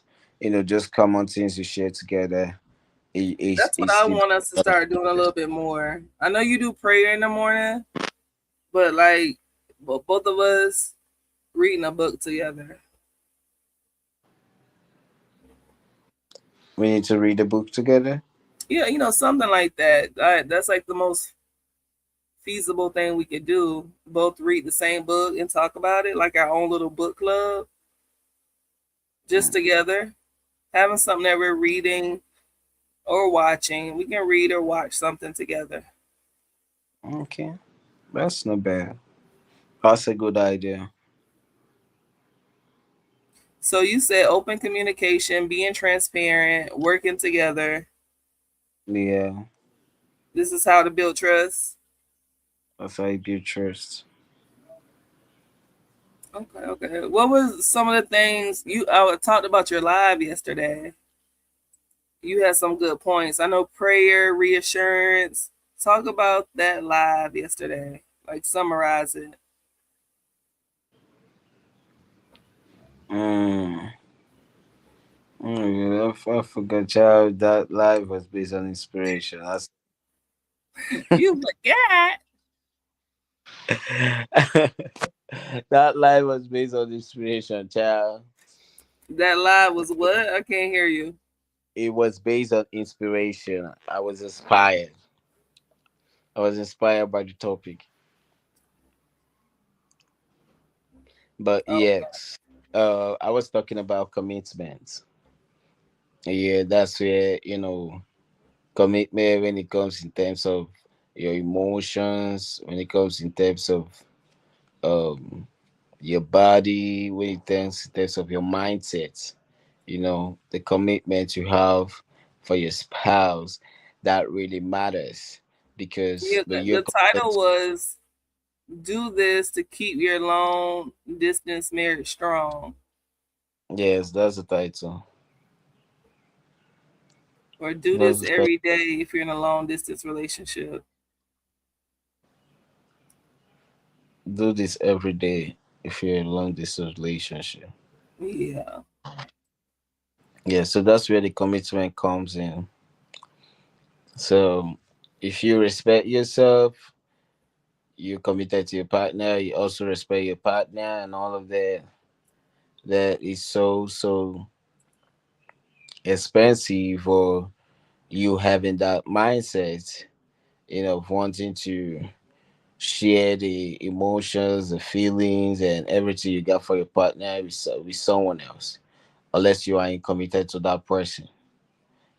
So commitment is also needed in a long distance relationship. Because that's where you get to, you build your mindset, you build your desires, and also you just build the way you reflect things. That yes, I understand that right Mhm. now Sit up, I'm not Chi. You physically. looking weird. Can you hear me? Yeah, I said sit up a little bit. You're looking weird on the camera. So You I'm look looking weird twisted. on the camera. Yes. I need to see my fine hubby. Kendra Cam. Let me see the Kendra Cam. I ain't doing no Kendrick Let me see the Cam. Kendra Cam. This is ChibuchiHHG scam. I ain't doing no You got Cam. some fresh skirts lady. Let me see. Hey, I got the front shirt on, child. What it say? So gray wolf. I don't know what you say, child. I was just about to say you don't even know. I don't even know what you say, child. I Child, don't you know. so petty. How you don't know what your shirt say? Oh, oh, you want to see the shit? What did I Yeah. do?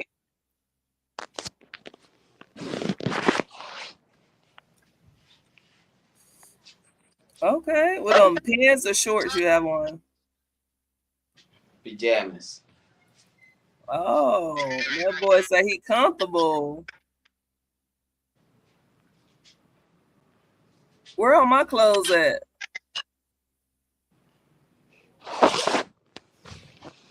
They're in the wardrobe. Okay. Yeah. Okay, thank you for doing the Kendrick Cam. Appreciate you. You so Oh, tired. The church, you praise God that hard. You tired?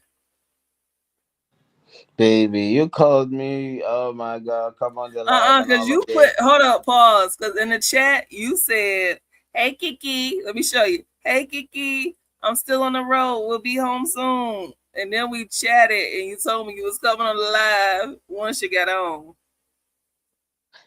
And yes, Mr. Chibuchi can be on the live, but I got my other half, Mrs. Chibuchi, and that's why you here. And you said, "Oh, I want you to come into the live." And this is me. Hey, people, this is Well, from Mr. the get go, I Chibuchi. done did through everything. Yeah, we happy you're here though. I am gonna say that, but I was like, at least come support me in the comment section. I hold you down Exactly. the whole live. I was about to comment on the comment section until I said no. Let me just go live and say hi to the people and all of that. Okay. Yeah. All right, we gotta tighten this up because you know we gonna be going live every day. We're gonna different topics though. Send me some Yeah. topics. You Mm-hmm. see, the live is okay. I can see clearly. You can see me clearly. Yeah, How do I yeah. look? No, I said we're gonna be going live more often Every day. every Yeah. day. Yeah, Yeah, and then child. I can chop this up into different to smaller videos as well. Okay. Why you Yeah. So keeping your mouth like that, child?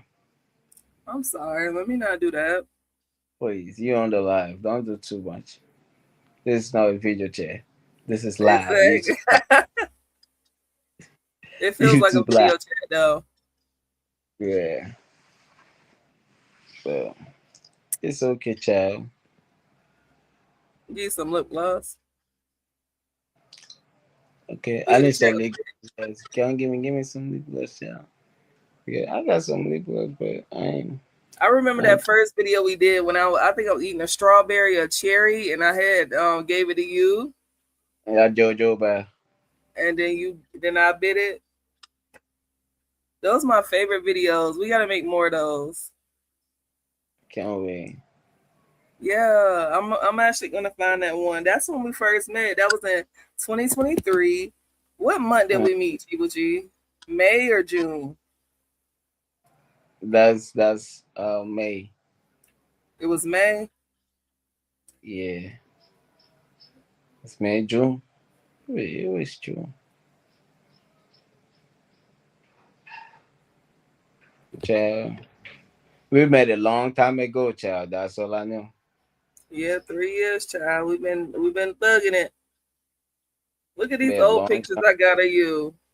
We met when your dreads were. Oh my God! Look You was at still you with inside. the. Oh, oh my God! That's Mr. Chichi. Baby, why you shade the people you been?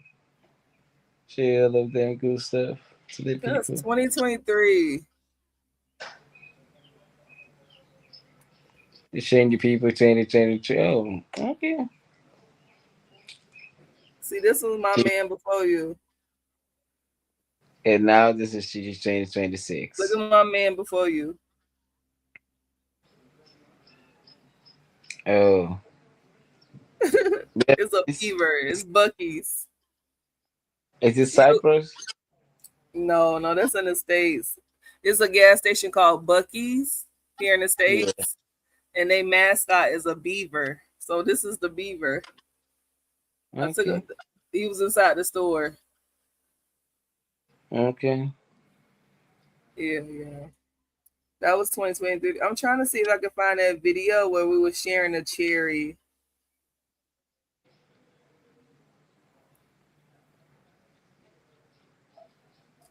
But yes, I trust. Trust is so important. hmm And I know we met when your dreads were short, and Yep. now your dreads is so long, child.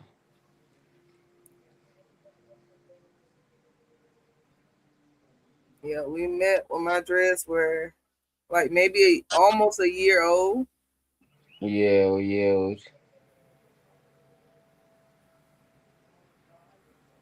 You were my baby girl. And then boom, you say, no, I don't want to be your baby girl no more. I want to be your wife. I said, okay, Uh, that's how the conversation went. baby, you were just a girl. You were just a girl. You say, no, you don't want to wife me up. I said, I'm gonna wife you up, child. And you were Period. like, boy, go your knees. And when I went on my knees with my flowers, you were blushing.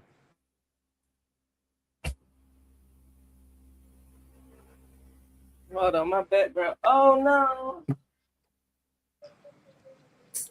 Oh, my backdrop drop. Oh gosh, so annoying. Okay, so back to long distance relationship. Let me share some of the stories and get you to respond to one, okay? Okay.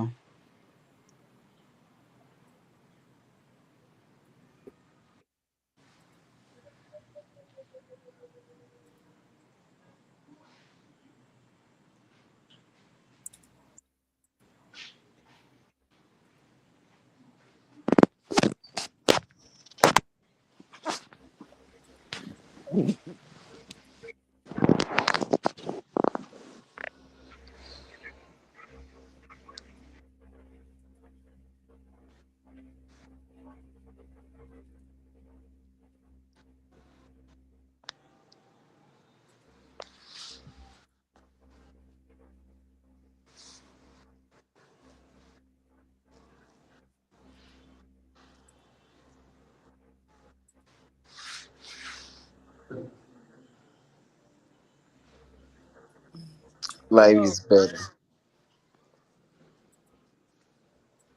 That's what you're okay. putting on there. Life is better. Say that again. The write up on your shit. Life is better. Oh, with dreadlocks. That's what it say. Okay. I know you ain't no weak girl. But yes, I have a pictures when you're weak. That's it. Nah. You were like the weak guy for me. I gotta stay locked up with the threats. Okay, this is the shortest one and it's been deleted, but here's the title. So LDR. Oh, I'll read it. let, let me read it. Okay. LDL 2 years apart. Boyfriend 24 meters, keep traveling for work with a friend, but tells me 24 hours. He has no money, time to visit. I'm wrong for feeling jealous and hurt.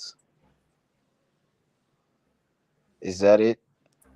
Yeah, that's it. It's just the title. So how do you respond to that? What's your thoughts on that? What's my thoughts? Okay, along this 2 years apart. Boyfriend 24, 24 meters, keep traveling for work. Boyfriend but tells me has no time, money, or time to visit. Yeah, it is. She's right. She's right. In my perspective, if you're in a LDRO and you're putting your friend first before your spouse, is totally wrong. Because what, your friend is always going to be a friend, and you know most of the sacrifice you be giving out to them and all of that, when you probably want it back, they might not be there to offer it. So, putting his friend first instead of his spouse, she's meant to feel jealous and hurt for that. So I I support the a woman for feeling wrong and jealous. Because if I was to be the same, I'm gonna feel a type of way. So she has a Imagine. right to feel the way she feels. Yes. Imagine you. Okay, now for instance, let me use you, Kiki, as an example. Imagine you saying, "Oh, baby, I want to go to China for a vacation with Brianna and my other friend," and I'm gonna be like, "Oh, that's nice, and then you be like, oh, after my vacation, we gonna see and all of that. I'm meant to feel the type of way because I'm gonna be like, why would you want to go on a vacation with your friends when you have a man? So I'm meant to feel a type of way. I really like to feel a type of way for real. And why would you feel a type of way?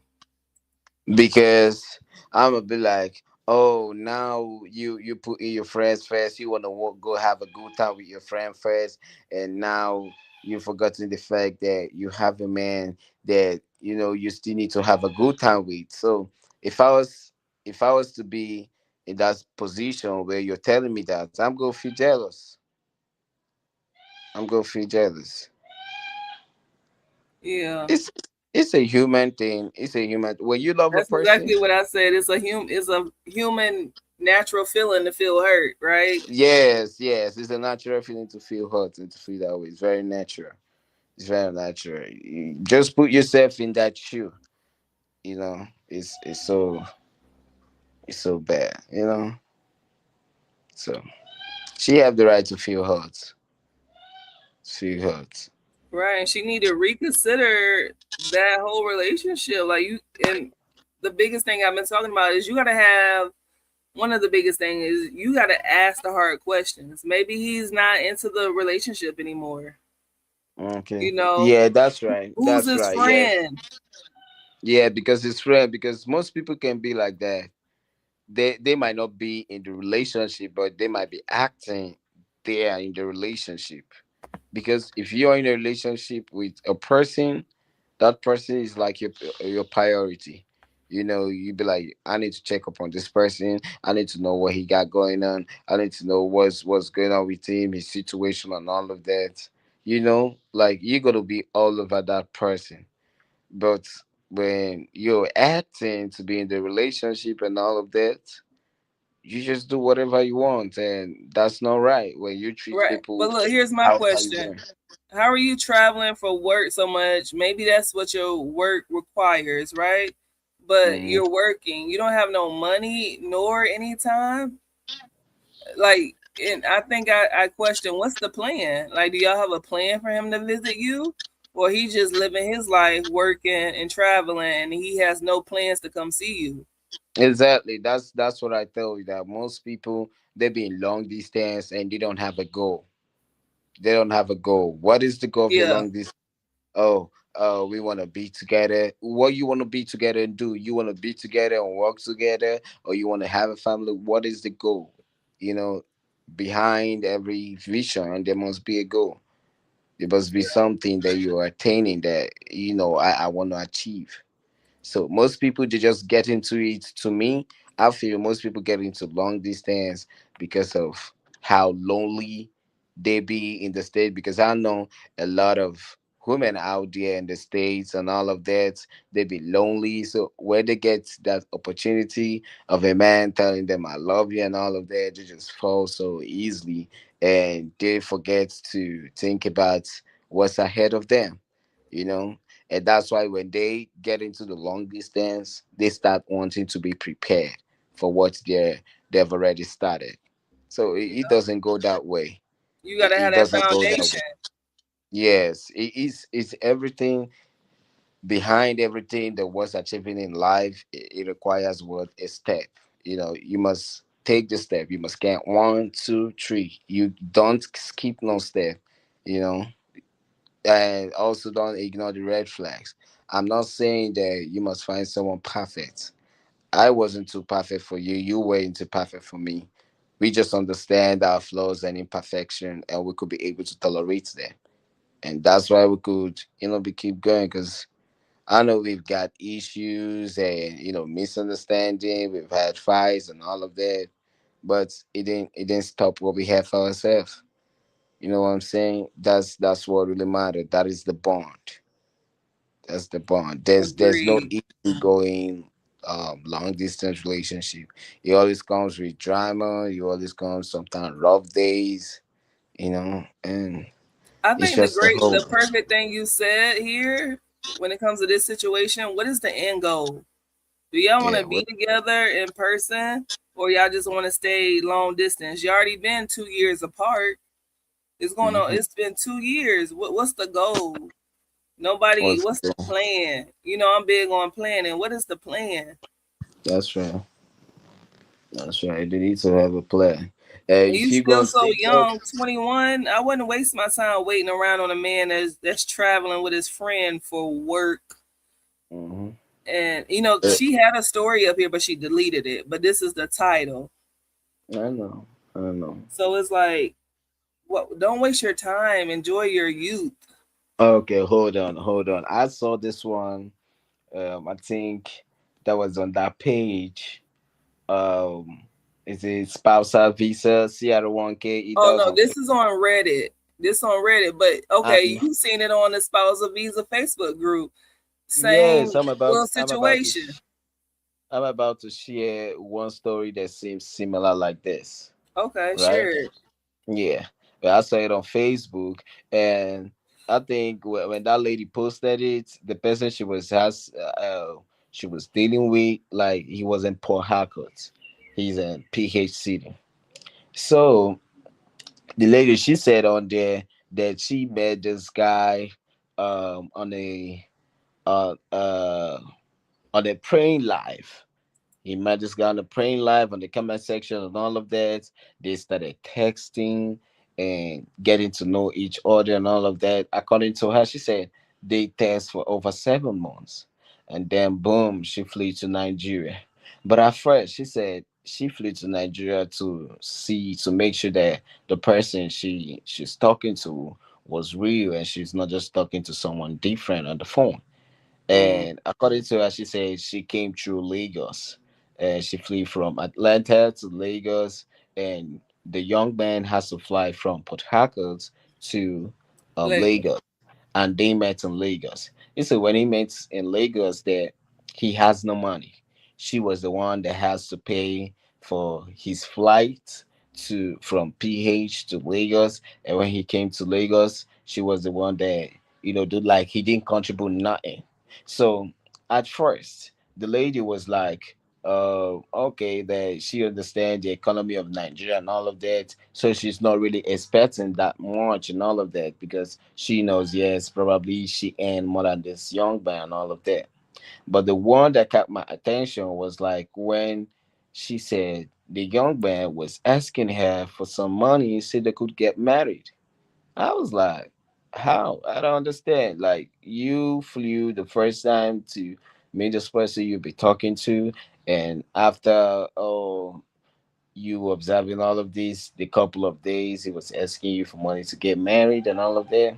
According to the lady, she said she wanted to prove to the young man that she wants to be a wife. She's ready to be a wife. And you know Mm, what she did? She gave the young man the the money. He money. said it's about $2,000 or $3,000. She gave him the money, and boom, they went to the cards. They had a wedding and all of that. And On that's the first how, visit. on the first visit on the first visit. And then boom, she went back. She said she went back to the States. That the one that caught her attention was she applied for the K1 visa for this young man. And when it gets to there's a page where you got to upload proof of documents, like what shows that you both are, in a relationship or you both are married, like, any paperwork, do you all have properties together or maybe any keys together and all of that, those pair. So, uh, according to the lady, she said when he got there, the young man was silent when she was asking her, "Where is the paperwork of the landed documents you said we were about to get? That I sent you $5,000." And the young man was like, he used the $5,000 in investing in crypto, so he lost the money out of trading. And she was like, what? Like, you lost $5,000 out of trading and you didn't tell me until this point? And she was like, I'm not gonna do this again. Like, I don't think I could do this. I'm not ready to be a wife. I need to divorce because this is not what I'm about to do. you lavishing money, me sending you $5,000, $2,000, and all of that. And in my head, I was asking her like, where you were doing all of this, like, what were you feeling like? You were feeling like you were helping this young man, or you were just showing him like you got the money for him to be a wife? Because baby, if you look at the young man she's talking about, to me, I think she fell for looks. you know Most of these ladies, they are attracted to, oh, he got dreads, he's a dark skin, and Oh, all for of that. looks. For Yes, looks. yes, for looks. Yes, she fell for She was looks. attractive. Yes, yes, she was attracted to the young man. So that attraction, and probably after she came to Nigeria, they have a good time and all of that. She skipped the necessities. She skipped those fundamentals, those questions that need to be asked, that need to be known. And that was why she found herself in that situation already, and she has to embrace it. You see? So it was like she was so attracted to this young man that she was scared of asking the necessary questions and all of that. Okay, yes, I want us to be in a relationship, but how do you want to do better for yourself? How do you want to, you know, be a father to the family you want us to be together? What are the qualities you could exhibit? Apart from you being a young man, and you're about to get your dreams and all of that, what are other things you would want to invest your time, invest your money, this kind of conversation and all of that. But I guess you So what didn't. was her point of posting all of this? What was her her question point or her her point of concern? post her point was trying to ask other Nigerians, how the situation of the country look like, of how sending someone $5,000, and the next week he's coming again to ask her that he got no money and all of that he invested in crypto. So in that comment, some people were telling her that $5,000 is and is enough for someone to get a landed property, start a business, and all of that. So she was just getting the Nigeria perspective of what Her this person, situation. yes, of what this person have been telling her, because she has always been to Nigeria just once, just to see this person. So whatever thing this person is telling her, that's what she's taking. So she was wanting to get other people's point of view. So when I went out there, I was like, I'm sorry for your experience, but a young man asking you for $5,000, you know, telling you he wants to get a property, and after he get the property, what of the documents? Didn't you see the documents? Because if you both are married and you get property, the property should be in both names and all of that. But she was like, "Oh, she didn't ask for all of that. I just wanted to let him know that uh I want to be a wife and all of that." I said, "Okay, okay, yeah." Wow. So What a it story. Yeah, she moved really fast on that one. yeah, so a lot of drama is really going on with this long distance relationship thing. Some people, The to be drama. honest, some Nigeria are seeing it as a privilege. Some people are seeing it as a source of income. Some people are seeing it as escape from poverty. When it comes to the African mindset, what people see an African being in a long distance relationship with America, that's what they think about the African mindset. But when it comes to the American perspective, they be like, oh, maybe they don't get no man in the States. They know they love African men, they love good dick and all of that. They're all about the good time. That's why they be fleeing all of that from the States and back to Nigeria just to go have a good time. But one thing you should know is people will always say something. That's it. So people will always say good, people will always say bad. But whatever people is saying, you have the right to choose or pick whatever thing you want. And that's it. Yeah, we got choices and options in this life. Choices and options. It's up to Mm, you. yeah, Wow, you get wow, wow. Thank you yeah. for sharing that, Chibuchi. That's pretty good. I think we need to bring more of that to the table. Like you said, the drama. not Yeah, necessarily focus on negativity, but the Nigerian American marriage and the drama that sometimes come with it. yeah. And sometimes when it comes the misunderstanding, you know, the misunderstanding when it comes in communication, the words. We the African men, we love respect, and sometimes the age difference is there, but you know most times the woman be like, that nigga be feeling like, oh, he's a man and all of that. I say, you a man, you can fucking take care of yourself, nigga. Like Africans don't like that. You know what I'm Oh, the saying? way the way she talked. Yeah, the way black women talk, not the way she talk, the way black women talk. I know the N word, the nigga, the F word is something you all use. You are used to that. But when it comes to the interracial culture and all of that, we Africans, because our Nigerian women can say that to us. Okay, They can, so they the can say, the they can culture. call us nigga. Well, when we was in Owerri, our neighbors used the nigga word. Those are those guys I told you about, those Yeah, neighbors you there. call it them niggas. Yeah, Y'all be over there saying it too. yeah, them nigga. Those niggas. That's how Chido used to say. Wait, let me talk. I love mimicking people. Let me say how Chido. Afana, my bro. Those niggas. That I say, bro. Which niggas you talk about? But those words are for the hood. I'm not in Right. any. Those are ghetto word. I got a habit of saying it sometimes, but I'm talking to a different person. I'm not in my daily conversation. I'm like them niggas. Them. I'm not saying nigga, nigga, nigga. That's not in my daily conversation. I have I know. different type of conversations, different tones. Different caps that I wear depending on who I'm Yeah. talking to. But when you get mad at me, you call me nigga, right? Yeah, yeah. Usually when you mad, you say the word. You do say it.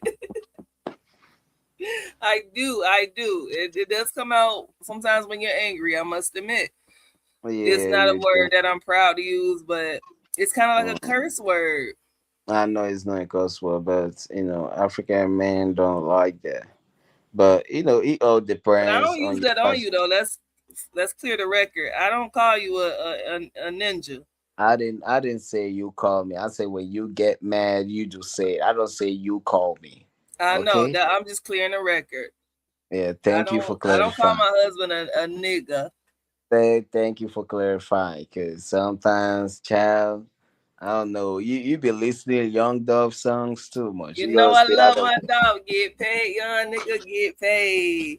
Get you paid, gonna young stop. nigga. Get paid. Whatever you do, just make sure you get paid. Stay paid, stay paid, stay paid. That's what it matters. And that's what I'm getting when it comes to we're talking about how to build trust in a long distance relationship. You got to set that from the foundation. And if you don't Mm, have those three things that I described on how I build trust in my marriage, my relationship, believing in a person, having faith, wanting a strong connection,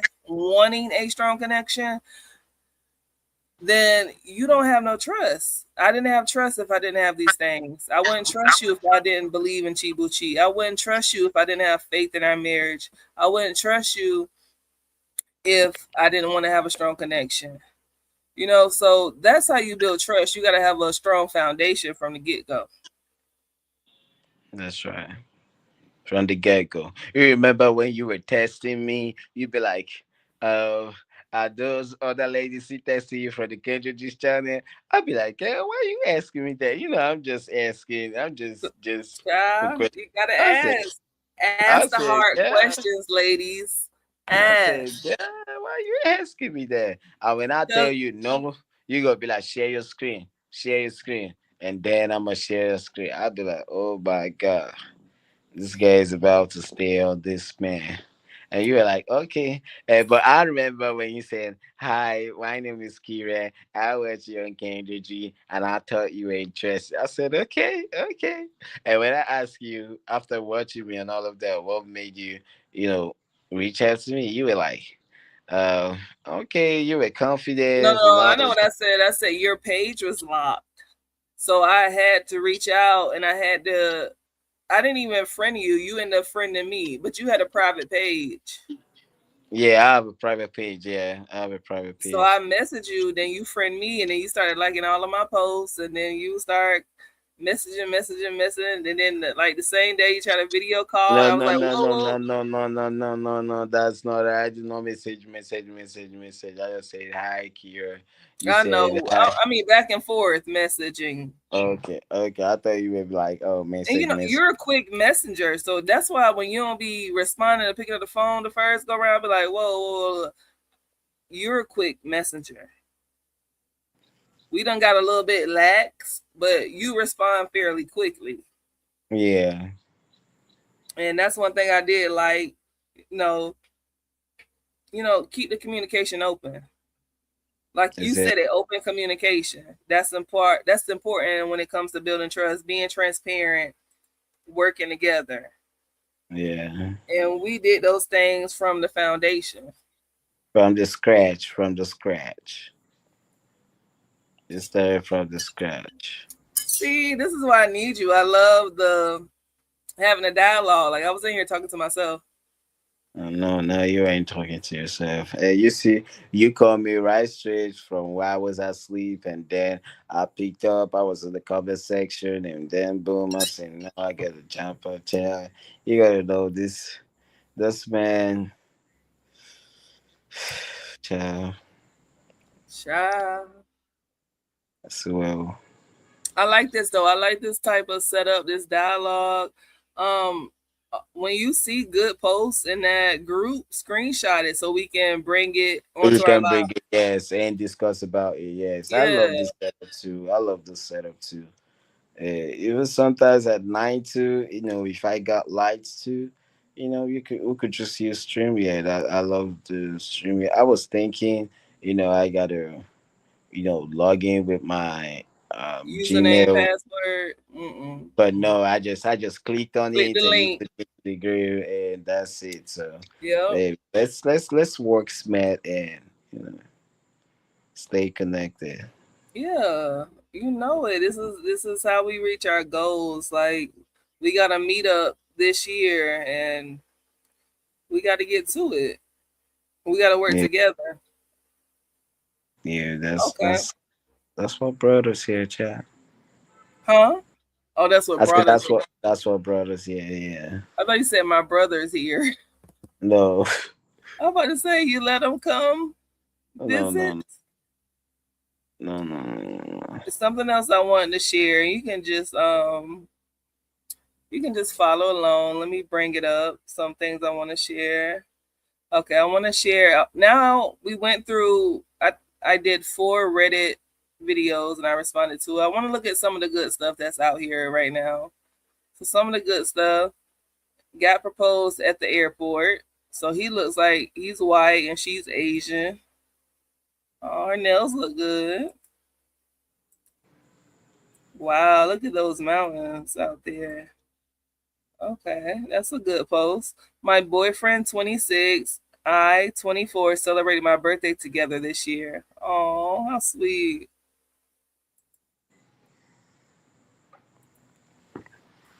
Those are nice pictures.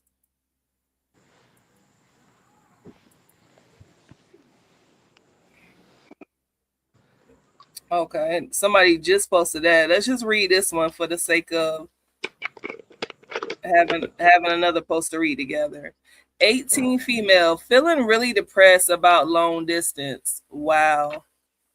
Me and my boyfriend, 18, are going to be long distance really soon. Oh wow, so they're going to be long distance. They're not even long distance yet. So let me read it. Are going to be long. Chi, you making some noise. Okay. Me and my boyfriend, 18 male, are going to be long distance really soon. I've been with him for 4 years and we just came back from a 3-week vacation and I am so beyond depressed. He's going to go to do mandatory army, and I'm going to uni. Okay, I guess university. This is separate by 9,323 miles. The time difference is 12 hours, and he will have limited time on his phone. His army starts in October, but leave in July, roughly a month.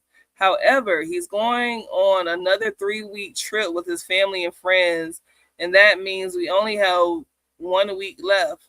I feel like I'm drowning. I have not stopped crying and I can't even distract myself and I can't even sleep. We just went from sleeping next to each other to counting down the days.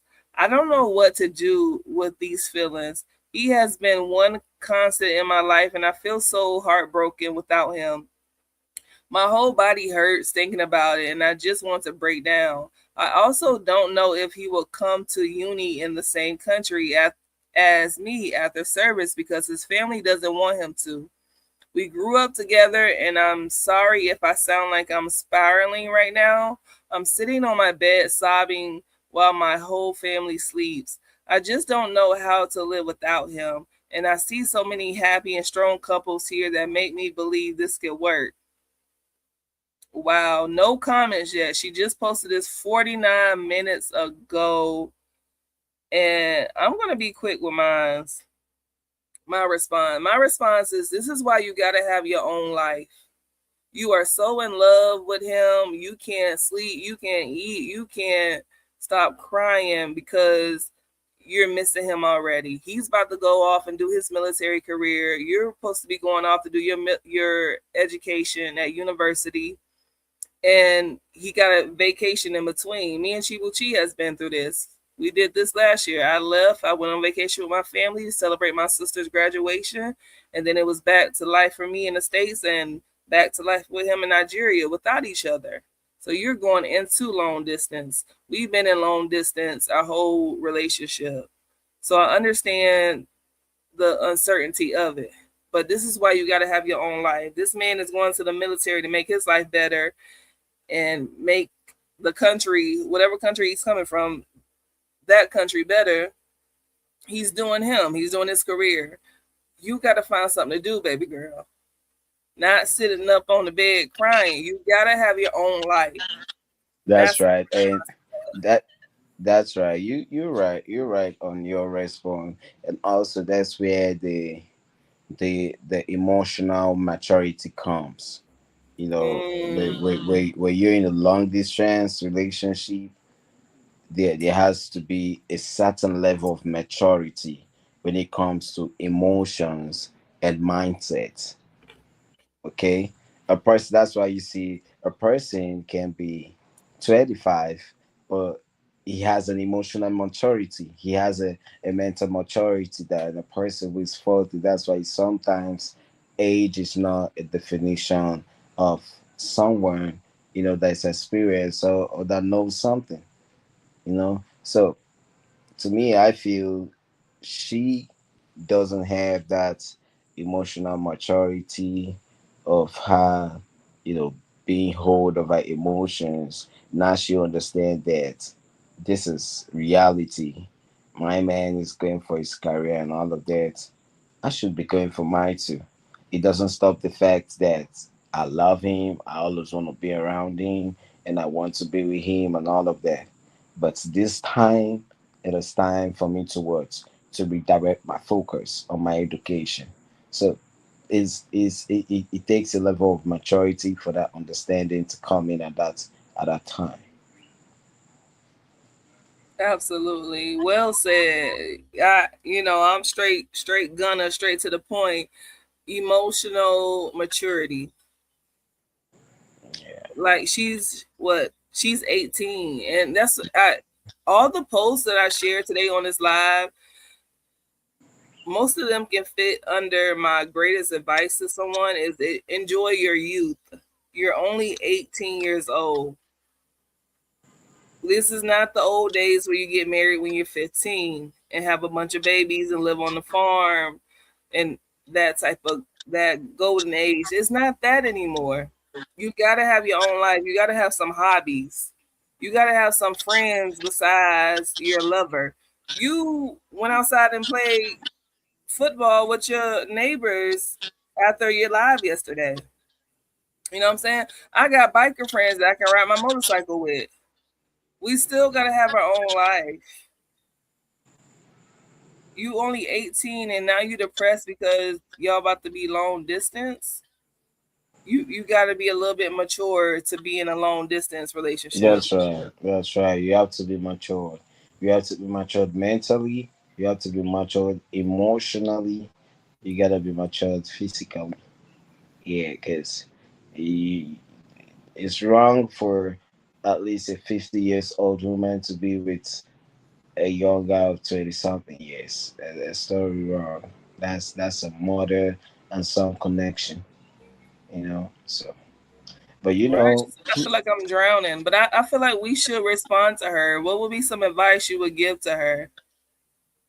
um, the kind of advice I would give to her is, you know, she should understand the fact that there is time for everything. Right now is the time to focus on education and her understanding the fact that when the time comes for her to be right back in the arms of her spouse, she automatically is going to find herself in that moment. So, just put it up. It's time for everything. It started as military, and you need to refocus on your education, stay connected. The distance doesn't define the fact that you ain't going to be together. It's only just for a moment. At the moment, it's just for a while. A moment is Say don't last. it, say it, Chi. Distance is only for a moment. Mm-hmm. At the moment, it's just for a while. At the moment, it's just for a while.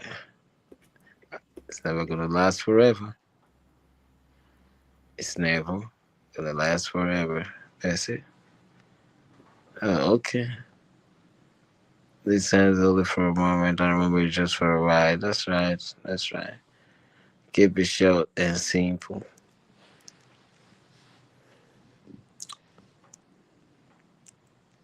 Yeah, I'm about to plug my phone. It's 67%. Child. What? Your phone's dead? It's time for Yeah, everything.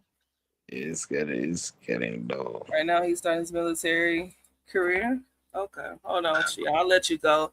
And you're Mm, starting university. Stay focused, stay busy. Distance only for a moment, and a moment is just for a while. that's I right. love it. Okay, we left our comment 1 minute ago. I said 1 month ago. Okay, thank you, Mr. Chibuchi. Wow, clap it up for Chibuchi. I love that you joined and Yes, baby. participated. Okay, we're Yes, gonna have you baby. back.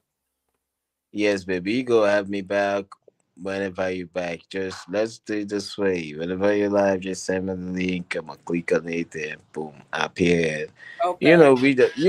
Most of our live and great topics, we don't discuss about them before the live because we we connected and our communication is in alignment there. When we have a topic like this, you could flow your own ideas, I could flow my own ideas. It's just something we do natural, you know.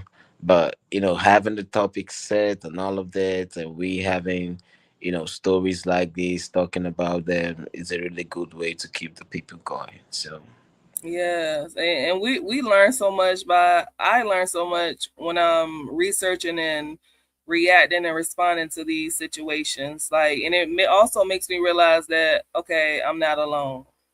okay, There's yeah, other that's people out here in LDR, right. and they're Like making yeah. it work. For India making it work, that's right. That's why you gotta focus on the positive energy and be distracted by the negative energy. Because you can apply negative things. You can pray for negative things to happen to you, right? So you gotta, you know, take off your mindset from those perspective and refocus your mind on the positive things. Because when you focus your mind on them, nature, the universe attract it to you. So that's life, and we go make it Right. happen. We go be all right. Yeah, we gonna be alright, yeah. Wow. Go. Well, thank you for being here with me today, Mr. Chibuchi. We'll come Yeah, you back. Make sure you, anytime you see a good story, screenshot it, send it special. over. Yes, I send it over to the discussion chat. You remember our discussion chat? We have a discussion chat. I'm Yeah, send we it need over. to start a new one. Okay, okay. Yeah, let's start a new one. And also, I need some more selfies of you. I'm gonna send you a link to a YouTube page, and you'll see the expressions and his thumbnails. And I need you to take some pictures like that. Like that. Okay, no Yeah, I'm gonna problem. send you the link. I got you. All right. I love you, honey. I will talk to you soon. My pleasure talking to you, Mrs. Chibuchi. Got it. I'll holla. Bye bye. All right, y'all. It's HHG from ChibuchiHHG. That was Mr. Chibuchi. He came on. We discussed about two different Reddit topics with him up here. I did some previously before he joined. But the topic today is how to build trust in a long distance relationship. And for us, for me, I always got to just speak for myself. Believe in a person, have faith in that relationship, and want to have a strong connection with that person. That's how you build your foundation for trust. And then as you continue to be with somebody, you continue to grow this trust. Trust is just not, okay, we got trust, that's it. Nah, you keep building on that. Okay, you want that trust to be stronger and stronger. Mr. Chibuchi said earlier, open communication, being transparent, and working together.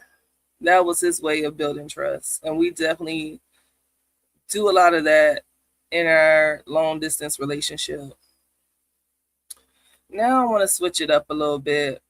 We've been up here for 2.5 hours. I'm so proud of myself, y'all. Yes, make sure you like the live. Like the live. I'm so proud of myself for getting up here and just doing the thing. This is what I enjoy doing, and I definitely have to give it more attention. So the last thing I'm gonna share is this sad, sad story out here in the States, Mississippi to be exact. We're gonna check it out and just reflect on it. Okay, is that okay? Is that okay?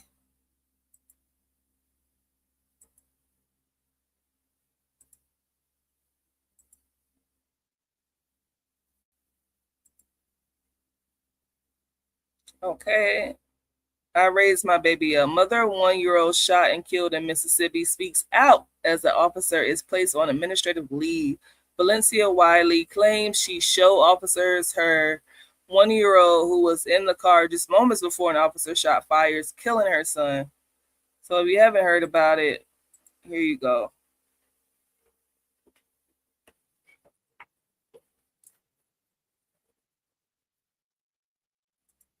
Okay, let the commercial pass.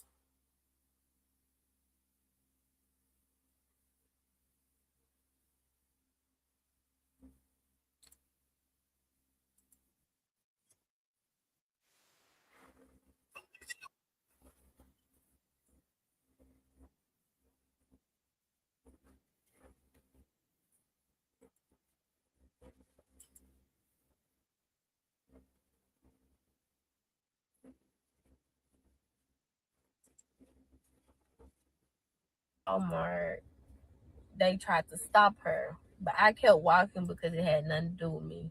By the time me and my baby got in the car, she came, and then when we was backing up, they was running out the come.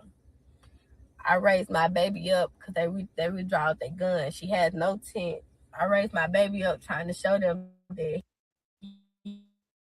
he was in the car. So she was backing up and she hit a car. As I was opening the door, so the door flew back in. By the time I sat my baby down, it was like 3 to 4 shots. One of the shots hit him in his rib cage, and the other shots hit her in her arm and her thigh. And we left and went to Senatobia Hospital where he was pronounced dead at the scene. And they told me I wasn't gonna be able to see him until he get back from Jackson. She got airlifted, and the police told me I couldn't leave out the hospital until somewhere they had I couldn't leave out, couldn't nobody come in. But I ended up walking out, and the crowd was questioning them, asking them what happened. They was like she was shoplifting, but the passenger, it was me. They wasn't talking about me. They was talking about the driver. But on the little what's it called, self checkout, they can see, it's cameras. They can see when she got the diapers and walked out.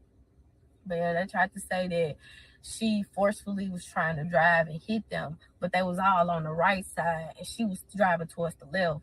They just personally just shot in the car. Did they try to charge you with anything?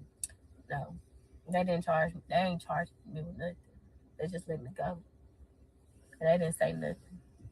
They just kept telling the crowd that they were shoplifting. They were shoplifting.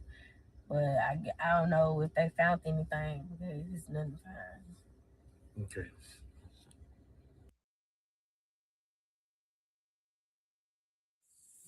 The American Oh man.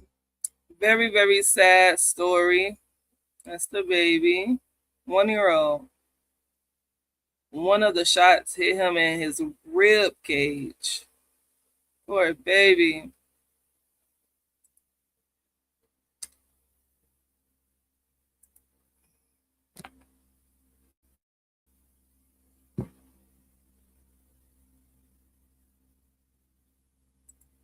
So I wanted to just bring this up because it's just been nonsense occurring since the start of the summer.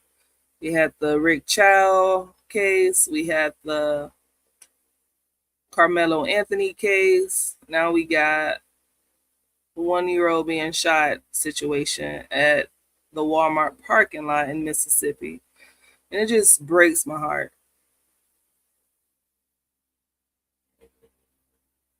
For one, Rick Chow should have been charged with something besides murder, but he got off, so he's a free man. No double jeopardy. I don't know if they can bring the situation back to court, but I doubt that's going to happen.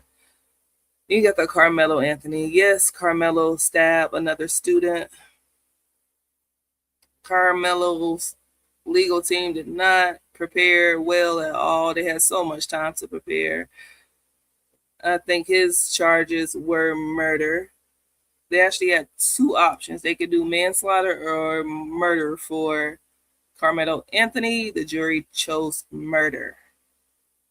You all should have been fighting for a plea deal, for manslaughter, for self-defense. And I believe he was claiming self-defense, but in order to claim self-defense, you have to get up and testify in your defense. Carmelo Anthony did not do that for whatever reasons. And now we got the 1-year-old in Mississippi shot, dead, and gone. I don't know how she's sitting there talking. I would not be able to talk, to function. This so-called friend would not be my friend no longer.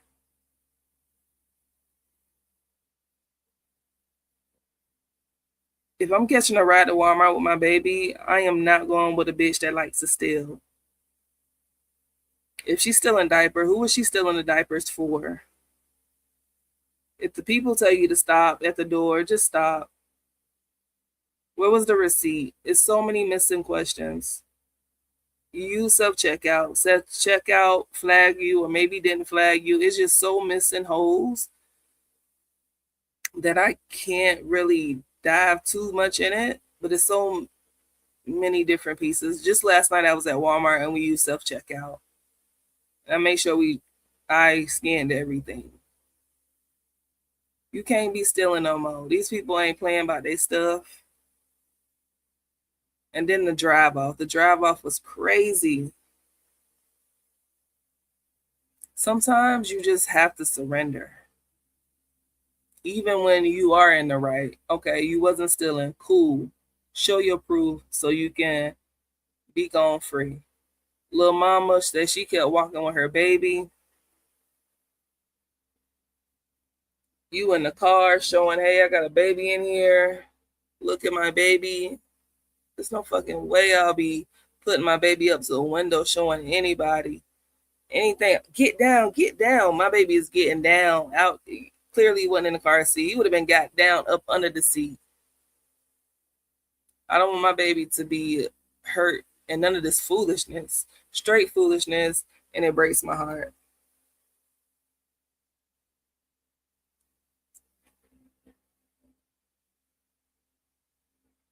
Now you got to bury your 1-year-old. And I'm sure more consequences is coming to whoever was doing the stealing or the alleged stealing or whatever it is. Almost hitting the police. That's going to be some type of charge. You got to slow down and think. Slow down and think. Use your cabeza. Slow down and think. Think of everything turning deadly. And think about how you could prevent it from becoming deadly. Even if you got to walk away from an argument. I know, easier said than done. In reality, you're just going through the motions. You're just trying to get away in that situation. But you got to think about the young people you got around you. And I'm going to leave it there because we need more detail. And I'll probably come back to this topic. It's really sad. RIP, little boy. It's just disappointing. Why is the officer so trigger happy? But we'll get to it. We'll get to it. We'll get to it very soon. It's your girl HHG, one half of ChibuchiHHG. I hope y'all enjoyed the live today. Thank you, Mr. Chibuchi, for coming through and giving us your perspective. Thank you for everybody that chimed in, who just was in and out. We appreciate it all. Make sure you like the video. Watch the playback. I will be chopping this up so it's less of 2 hours and 42 minutes. And support our channel. We are ChibuchiHHG. We've been together for 3 years, married for 1 year. And we talk about long distance relationships, our marriage, and our cultures. So thank you for being here, and I'll see y'all on the next one.